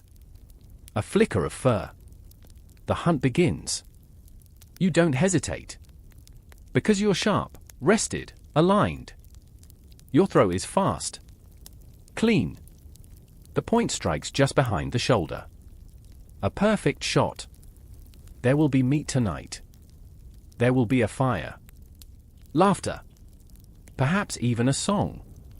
And later, after the bones are cleaned and the ashes cool, you'll find your fur again. You'll curl beside the others and close your eyes. And you'll drift not into unconsciousness, but into something better, a realm of repair, memory, and mystery. Because for you, sleep isn't the end of the day. It's the beginning of what matters. You wipe the blood from your hands, not with distaste, but with efficiency. The scent of the kill still clings to your skin, iron-rich and honest. You've earned it, the meat, the moment, the warmth to come. But now, as the sun starts to drop low, your mind starts turning to the next thing. Not the next hunt. Not even the fire. The nap. Yes, the nap. A real one this time. You don't call it that. There's no name for it. It's just something your body requests, and you listen. Because ignoring your body would be, well, insane. That's a modern habit, pushing past signals in the name of productivity. You close your eyes when they grow heavy. That's it. No justification needed. You find a patch of flat ground under a tree, still warm from the day but shaded now. One of your group glances your way and gives a grunt of acknowledgement. He knows. You're segmented sleeping again, and no one thinks twice. Historians still argue whether Neanderthal sleep cycles were biphasic or polyphasic. Did you sleep in a solid 8-hour block? Doubtful. Did you drift off early, wake in the night for quiet talk or stargazing, then sleep again before dawn? Probably. Did you sneak in 20-minute dozes during hunting lulls or while waiting for meat to cook? Certainly. In fact, that's the beauty of your rhythm. It's flexible. Not chaotic, just adaptable. You lie back on the earth, head tilted slightly on a folded fur scrap, and feel your body decompress. This isn't lazy. It's strategic. Even modern military training acknowledges the power of short, strategic sleep. NASA studies show the perfect nap is 26 minutes long. But you don't need a lab to tell you that. Your body knows. And you trust it. You're asleep within moments. But not in some abstract mental fog. You fall into a dream so vivid it could be real. You're on the hunt again, but this time, it's different. The animals speak. The trees move aside for you. You are both hunter and hunted, gliding between roles as though they were costumes. You wake softly. Not with a jolt. No alarm. Just the shift of light on your face. A cool breeze brushes your cheek. You stretch, crack your neck gently, and sit up with zero grogginess. Modern people call this sleep inertia. That heavy, sluggish feeling after a nap. You don't have that. Because you didn't nap out of boredom or avoidance. You did it at the exact right time. Your body cued it, your environment allowed it, and now your brain is sharper than ever. Let's talk about your brain for a second. Your skull is different. Shorter front to back, but broader. Your brain volume? Larger than the average modern humans. That's right, you're packing more gray matter, especially in areas responsible for vision, muscle control, and spatial reasoning. Some researchers speculate this gave you superior sensory processing, especially useful in the dark or during complex movements. But here's where sleep comes in. That brain? Needs more downtime. Not longer sleep necessarily, just deeper sleep. More efficient sleep. And you get it. Night after night, nap after nap. There's a fringe theory that Neanderthals may have experienced longer periods of slow-wave sleep, that rich, delta-wave slumber where your brain consolidates memory, repairs cells, and regulates hormones. If true, it would explain your high function even under physical strain. Because let's face it, you're not getting massages and protein smoothies. Your recovery tool is sleep. Period. You head back to camp. There's motion in the center ring now. Meat roasting. Sparks rising. People sitting in loose half circles, some talking, others sharpening tools. One of the older women is telling a story, something about the river spirit that steals your voice if you mock its fish. You smile. You know that one. And as you settle onto the ground near the fire, you realize something critical. Your group has no bedtime. No one's nagging anyone to brush their teeth or turn off the torch. There's no Netflix countdown, no urge to check the weather for tomorrow. There's only the soft creep of sleep, rising like mist from the ground, wrapping around you. People start to drift off at their own pace. Some lie down. Others doze upright. A baby clutches a fur wrap. One of the young men curls around his spear like it's a teddy bear. And the best part? You can't hear the sleep. It's silent. Because no one is snoring. Or if they are, it's rare. Soft. Tolerable. Your group sleeps nose breathing, airway open, body aligned sleep. And that silence? It's the lullaby. You lie down again, for real this time. The coals crackle. The smoke rises straight into the sky. You stare up at the stars, unbelievably clear. No light pollution. No haze. The galaxy looks hand-stitched. You trace a constellation with your finger. Then, as your breath slows, something remarkable happens. You feel safe. That's a massive deal. Because modern people rarely fall asleep feeling safe. They sleep behind locked doors, with security systems, anxious minds, and cortisol still buzzing. You? You know danger, sure. But tonight, it doesn't loom. You're full, warm, and surrounded by people who would fight for you. Your nervous system says, "We're good." And your brain replies, "Then let's go deep." Sleep takes you again. And this time, it's the full ride. Through the stages, through the dreams, into that velvet black descent where everything heals. Where your bones knit, your memories lock in, and your spirit resets.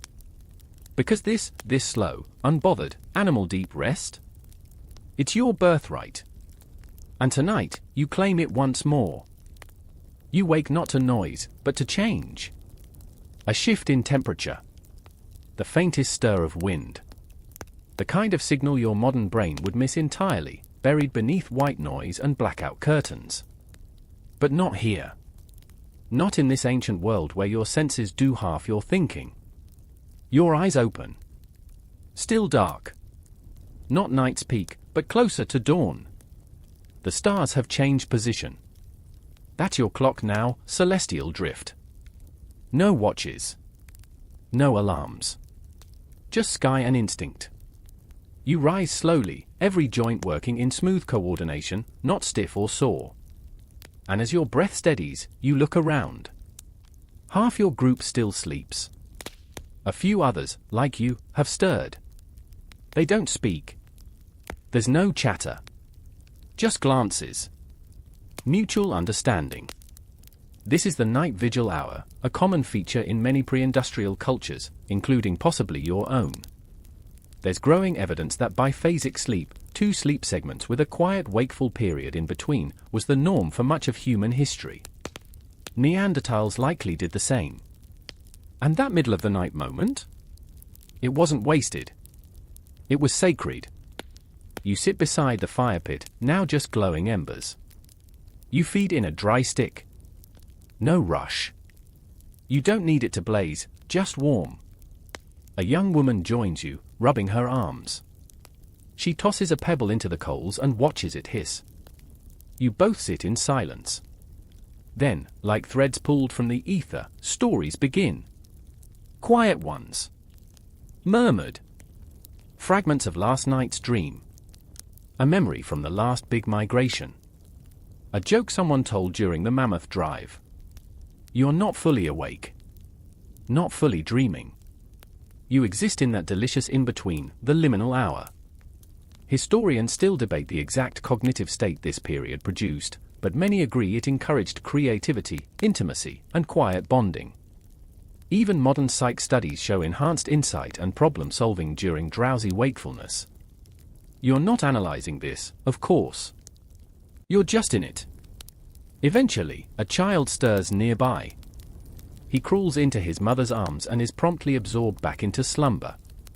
You get up, walk a few steps out of camp, and relieve yourself into the earth, eyes adjusting again to starlight. You breathe in the cold. Not unkind, just real. You stretch. No stiffness, no digital spine hunch.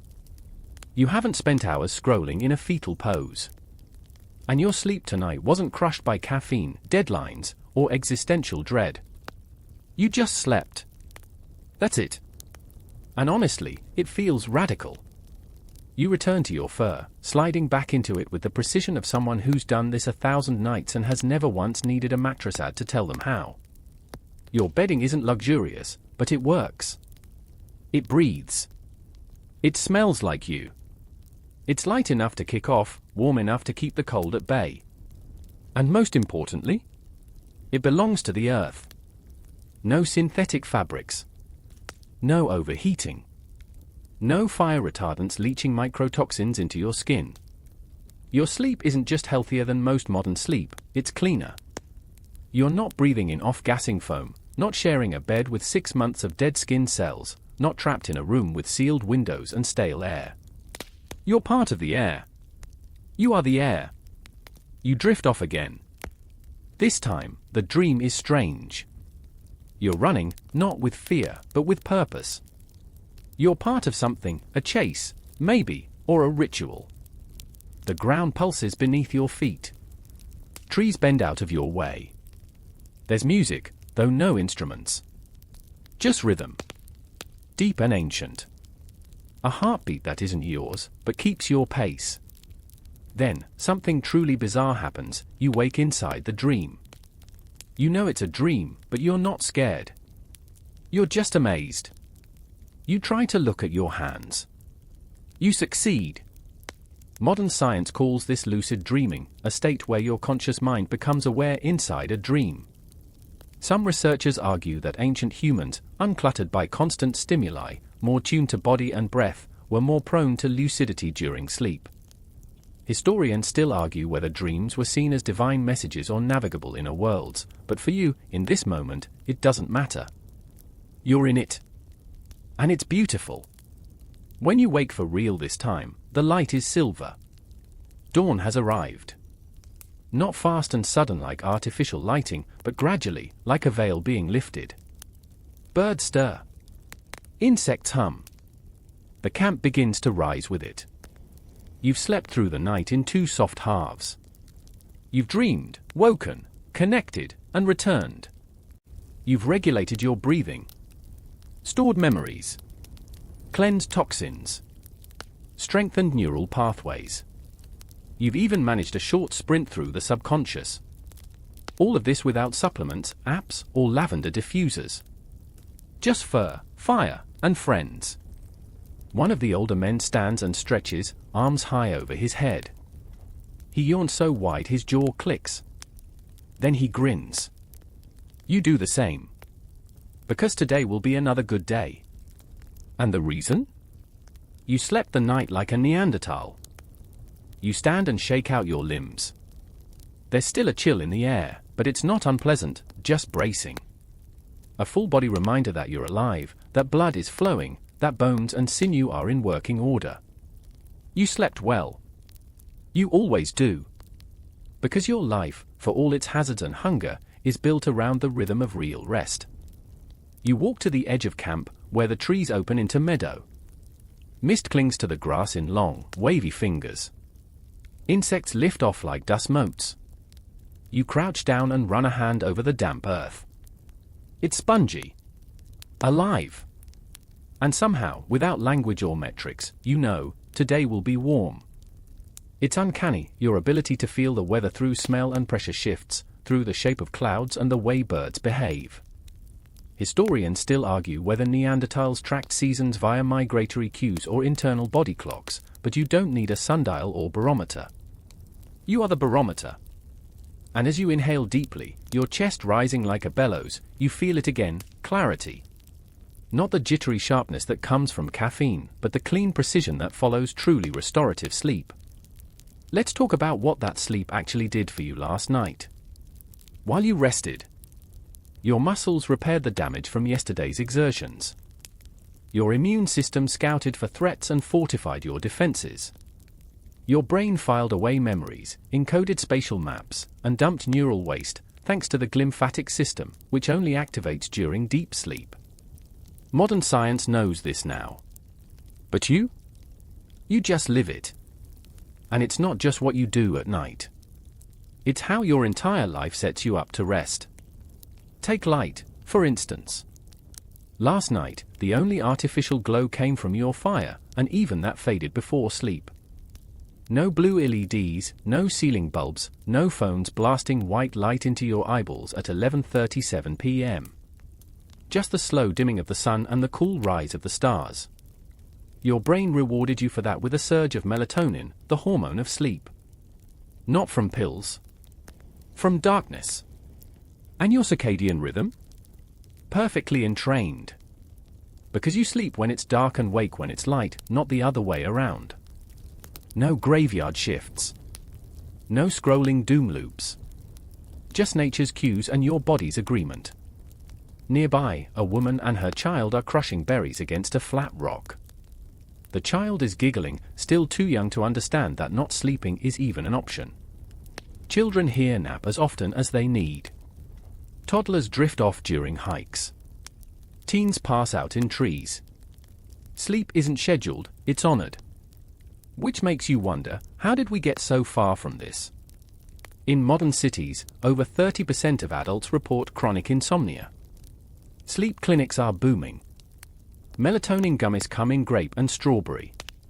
There are apps to track REM cycles, podcasts to whisper you into unconsciousness, and expensive gadgets that claim to simulate Neanderthal sleeping positions with spinal neutrality zones.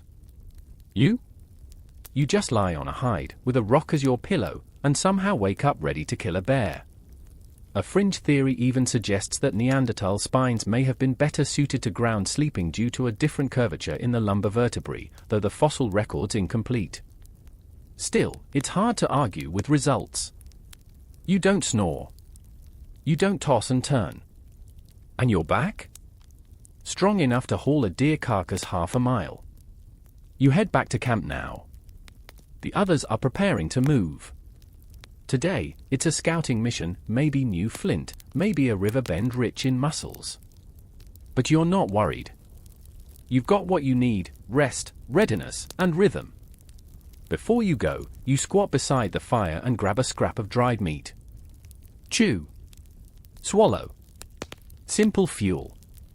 Then you smudge under your eyes to reduce glare, adjust your hide belt, and sling your stone blade across your back.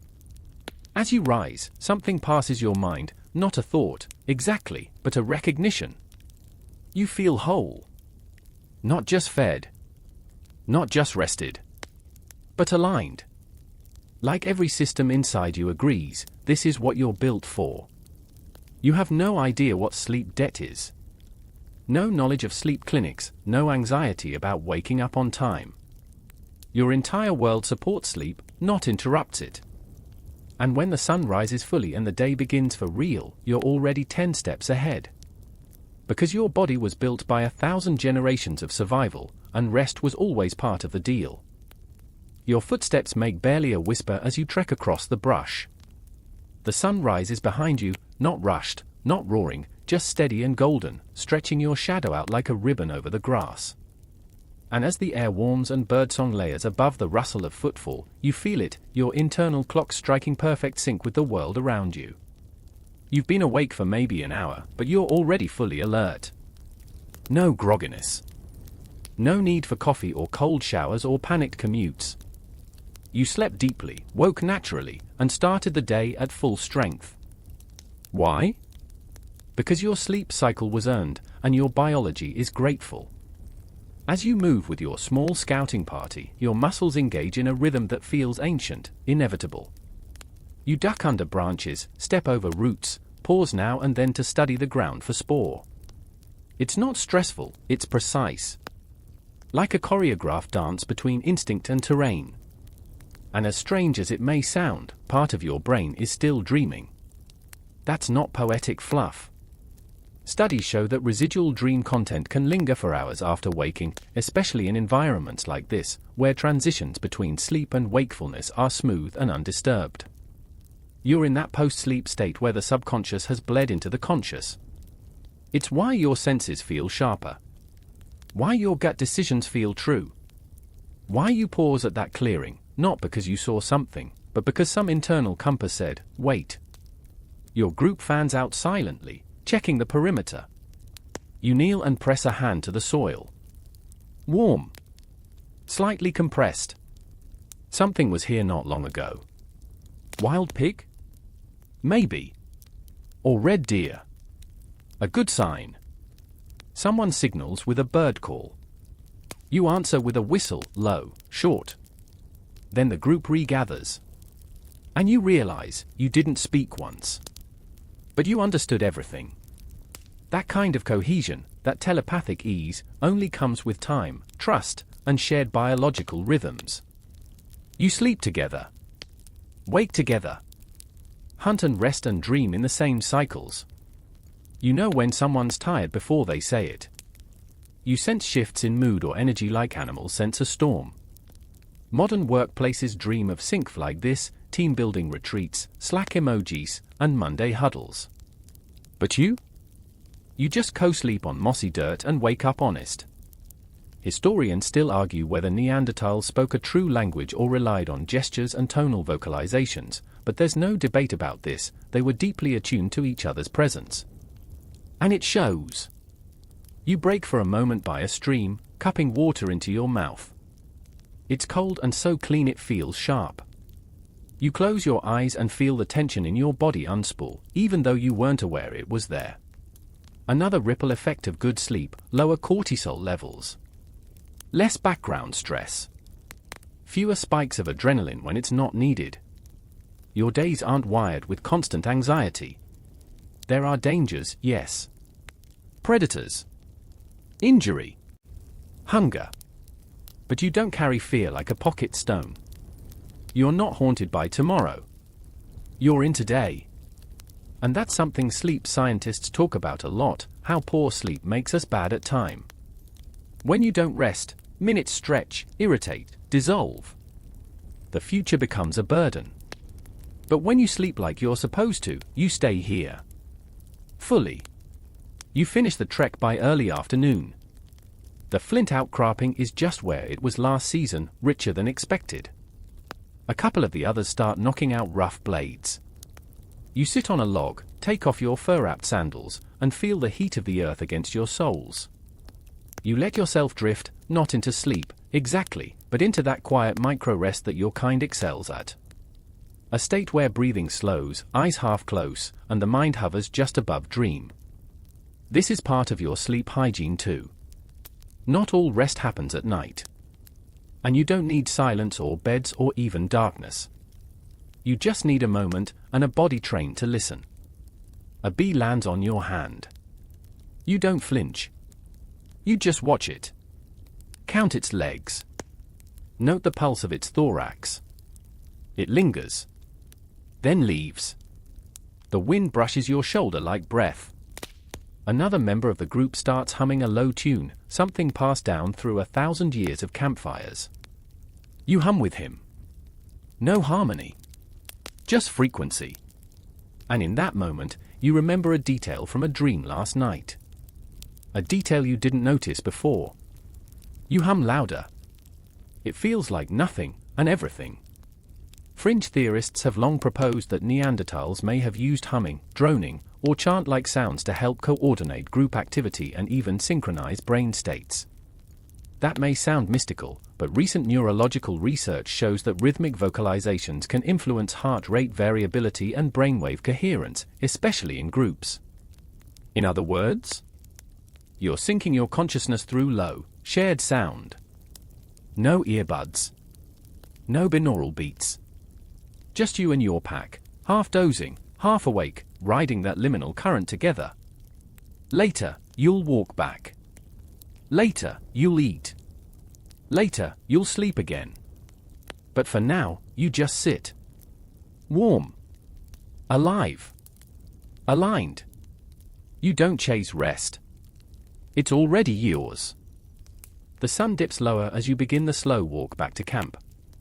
There's a rhythm to your steps, not fast, not dragging, just steady, deliberate, like your body has known this path for centuries. Which it kind of has. These trails, these hills, these old routes carved through forest and glade, they're all part of your ancestral blueprint. Even the way you time your return says something about how you live. You never cut it close. You don't press on through dusk or gamble with darkness. You wind your day down when the light tells you to. That's not just convenience, it's instinct. It's survival. It's circadian discipline, and honestly, you might want to borrow some of it. Because in your world, the modern one, people do the opposite. You fight night. You stare at LED-lit screens while your body begs for darkness. You rush dinner, ignore fatigue, burn the candle at both ends, and then wonder why your brain feels like cold oatmeal the next morning. You'll be asleep in less than 3 hours. And you already feel it coming. That's part of the magic, you coast into sleep. Not crash. Not spiral. Just ease. And now, as your party reaches the edge of camp, the fire is already going, low and crackling, casting long amber fingers across the dirt. A child sits nearby with a carved stick, doodling spirals in the earth. An elder hums to themselves, carefully skinning a rabbit. Someone's bundled fresh herbs in deer gut, later they'll toss it into the fire as incense or maybe use it to flavor fat and bone broth. Every act wins the day down. This is sleep prep on a species-wide scale. But not the kind you'd recognize. There's no chamomile tea, no eye masks, no bedtime playlists. Just behavior that respects nightfall. Historians still debate whether Neanderthals held religious beliefs or rituals around sleep, some even suggest they marked lunar phases with ochre or carved talismans, but there's no doubt that they made space for rest. Literal space. As in, the camp gets quieter, dimmer, slower. Even the laughter shifts pitch. People lean in. Voices drop. Jokes get sillier, sleepier. You sit on your usual spot, a smooth log curved like a throne, and loosen the wrap around your feet. It's not just about comfort. It's a signal. The day is over. And maybe that's what we've lost.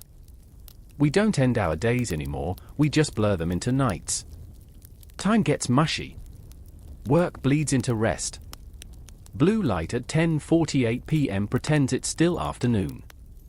Emails answer themselves. You watch 3 episodes and suddenly it's 1:12 a.m. and you're somehow still hungry. What happened? You forgot how to descend. But here? The descent is sacred. You eat slowly, savoring the chewy fat off a bone, eyes soft with firelight. You rub your hands in ash to scrub away grease. You stretch, yawn, but not because you're tired yet.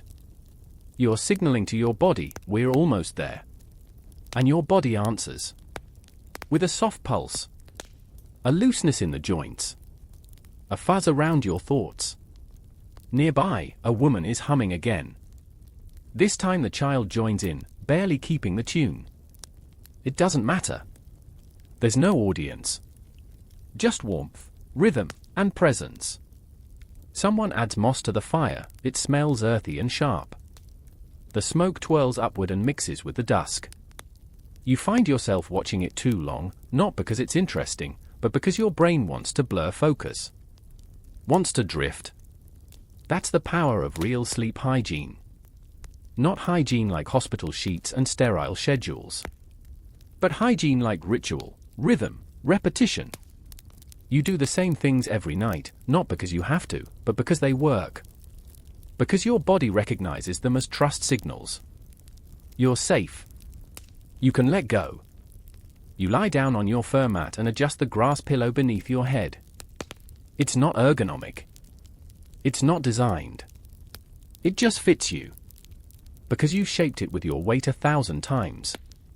And the fire crackles softer now. The child is asleep, curled up mid-sentence. 2 adults lie beside a log, their backs touching like magnets. Nobody says good night. That would be redundant. You blink slowly. Your breath slows. The stars above are sharper now, constellations you don't name but always know. And this, maybe more than anything else, is what you've mastered, the power of shared descent. Everyone here is falling asleep at the same time. You're all moving into the same dream space, the same calm. There's no fear of missing out. No sudden FOMO-fueled dopamine spikes to scroll through. Just ease. A fringe theory claims Neanderthal groups might have used communal sleeping rhythms as a way to synchronize group behavior, not unlike how birds roost or wolves rest in cycles. It sounds speculative, but when you live it, it just feels right. And now you turn to your side. One arm under your head, the other curled at your belly. Your eyes slip shut, but you're still awake. Just barely. The world is whispering you down. No alarms. No anxiety. You're entering that sacred zone again, the place where your body becomes weightless, your thoughts become mist, and your brain begins its quiet, brilliant repair. Sleep isn't an inconvenience. It isn't wasted time. It's where you become whole again. You're not sure when sleep takes you. That's the beauty of it, it never knocks, never announces itself with a grand entrance. It just folds you in, like a cloak draped over your senses, muffling the fire's crackle, softening the scent of moss and skin, dimming the shimmer of starlight on your lids. But somewhere, just beneath the surface of sleep, you know. Your ears still catch rustles. Your skin still feels the shift in temperature as the wind drifts over your mat. A small part of your brain, one tucked deep in the old, reptilian layers, is watching. Not enough to wake you, but enough to say, you're safe. Keep resting. I've got this. This is sentinel sleep, and it's what keeps your group alive. See, you don't all sleep the same way at the same time. Some of you drop into deep REM sleep. Others stay in lighter stages, half alert. And slowly, through the night, you rotate, like night watchmen without orders. Nobody tells you to stay awake. You just do, because evolution taught your body that safety comes in shifts. A University of Toronto study on modern hunter-gatherer tribes found that at any given moment, someone is awake. Not fully, not wide-eyed, but aware enough to hear a twig snap or sense movement. It's subconscious teamwork, and your Neanderthal brain executes it with grace. So when a fox pads through the grass nearby, you don't stir. But someone at the edge of camp blinks open their eyes, watches it pass, and then closes them again. No one panics. No one speaks. And still, you sleep. Now your dreams begin in earnest.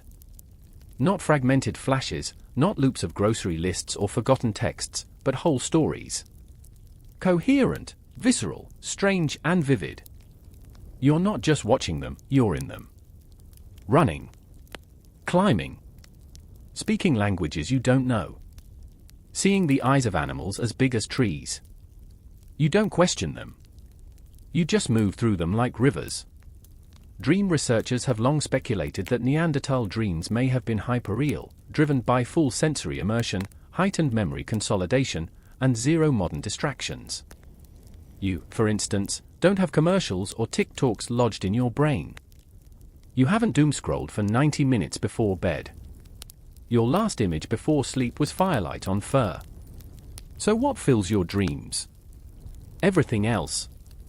Historians still argue whether Neanderthals could distinguish dream from memory if their minds treated dreams as real experiences. But honestly, does it matter? What if dreams are real experiences, just on a different frequency? In this dream, you're running through snow. Barefoot. Laughing. Not cold. Not chased. Just fast. The sky is green. Someone beside you, your sister, maybe? A friend, is chanting. Or is it singing? You both leap into a frozen lake and the water doesn't hurt. It feels like silk. You're not breathing, but you're not drowning. You're floating inside memory. When you wake briefly hours later, maybe to turn over or shift your legs, you keep your eyes closed. There's no urge to sit up. No clock to check. No panic that you should be sleeping. You're still sleeping. Your body knows it. Your heart doesn't rush. You're in the natural segmented sleep cycle, where waking once or twice per night is normal, even expected. It doesn't feel like an interruption. It feels like intermission. You lie still. The stars above shift ever so slightly.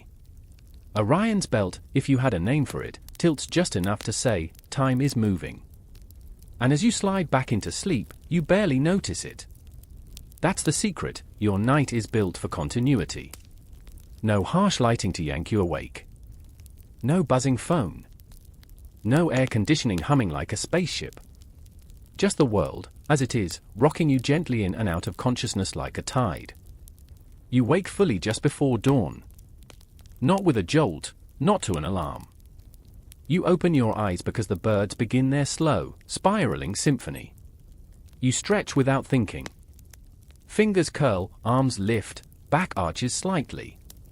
Your joints crack just enough to say, yes, we're awake now. You sit up. You don't speak yet. Nobody does. There's a shared stillness. A reverence. Your eyes adjust to the soft gradient of sky. The coals in the fire pit smolder. A bit of ash drifts lazily through the air. And you realize, you feel, incredible. Like your brain's been polished. Like your thoughts are lined up like smooth stones. Like you are fully here. Modern humans chase this feeling with apps and yoga mats and Sunday resets. But you? You got it by doing nothing. Well, nothing except living right. You slept outside, with a view of the cosmos. You followed your internal clock. You shared warmth, breath, silence. You dreamed hard. You woke slow. And most importantly, you didn't resist sleep. You didn't treat it like a chore, or a weakness, or a guilty indulgence. You treated it like food, like fire, like medicine. Now, as you walk down to the stream to splash cold water on your face, you feel the dream world still clinging to you. Just a little. Like morning mist that hasn't burned off yet. And that's fine. It's part of the integration. The overlap. You carry your dreams with you for a while. Let them color your thinking. Let them whisper. Because they are not meaningless static. They are messages. They're the ancient brain's way of practicing life, rehearsing danger, rehearsing love, rehearsing moments that haven't happened yet. You kneel, scoop water, and drink. You're ready for the day. But you're also still half asleep. And in this world, that's not a flaw. That's a feature. You rise from the stream slowly, water still clinging to your hands, and take a deep breath of the new day. The forest is awake in its own slow rhythm, rustling leaves, distant bird calls, the soft padding of paws or hooves far away. There's no rush. No tight to-do list, no pinging inbox. Just you and the world, cycling gently from one state of being to the next. The camp is stirring. A few early risers poke at the coals, coaxing them back into flame. Others stretch like animals, spine curling, shoulders rolling. No one complains about the cold. No one grumbles about needing 5 more minutes. You all slept like your lives depended on it, because in a way, they do. Your body's been thoroughly rewired overnight. Brain flushed clean by deep wave rest. Muscles repaired. Hormones balanced. Emotional baggage sorted and filed away. You feel steady. Grounded. Ready. And yet, calm. Compare that to your modern world, where most people wake up mid-panic, minds already racing. Cortisol spikes, alarms scream, lights blast down like interrogation beams. Your first thoughts are usually, what day is it, what did I forget, or why am I already exhausted? That's not weakness. It's just sleep debt. Chronic, unrelenting sleep debt, something you, in this Neanderthal body, have never known. You've never needed blackout curtains or sleep trackers or melatonin gummies. You've never Googled why do I wake up tired. Your entire life honors sleep, from your diet to your movement to the sunlit cadence of your day. And so when you rise, you're not recovering from anything. You're just starting clean. A fringe group of anthropologists even speculates that this sleep integrity might have given Neanderthals an evolutionary edge, sharper instincts, quicker reaction times, and more balanced decision-making. Others argue the opposite, that Homo sapiens' flexibility with sleep, their willingness to sacrifice rest for adaptation, gave them the upper hand. Historians still debate who was right. But one thing's certain, you never treated sleep as optional. And that's the lesson. The fire pops. Someone hands you a hunk of smoked root. You nod, chew. It tastes earthy, a little sweet. Your stomach grumbles and wakes up with you. Then comes movement. Simple chores. Skinning bark for thread. Sharpening stone. Cleaning out last night's ashes. You don't rush. Nobody multitasks. The whole morning is built on flow, no jerks, no jolts. This is sleep's afterglow, and you honor it. Even when danger eventually comes, and it will, in this world, it finds you ready. Rested. Stable. The version of you that can sprint or think or fight if needed. But only because you slept like you meant it. And maybe, just maybe, that's the part your modern self needs to remember. It's not just that Neanderthals had better sleep hygiene. It's that they built their entire existence around it. Sleep wasn't something squeezed in between better things. It was the better thing. The reset. The reward. The quiet truth beneath all the noise. So what can you borrow from that? Maybe you dim your lights earlier. Maybe you make your bedroom colder, darker, quieter. Maybe you touch the floor with your bare feet before bed, just to remind your body it's still part of the earth. Maybe you stop trying to optimize sleep, and just start listening to it. You're not trying to live in caves or rub dirt on your face. You're not swearing off pillows. You're just remembering that rest is ancient. and your body knows how to find it if you let it. Now your eyes scan the tree line one last time. The air is warming. The scent of sun on moss replaces last night's fire. Your group begins to move again. Outward. Into the day. Some to forage. Others to scout. You? You'll carry your sleep like a talisman in your chest. It's done its job. And it'll be there again tonight.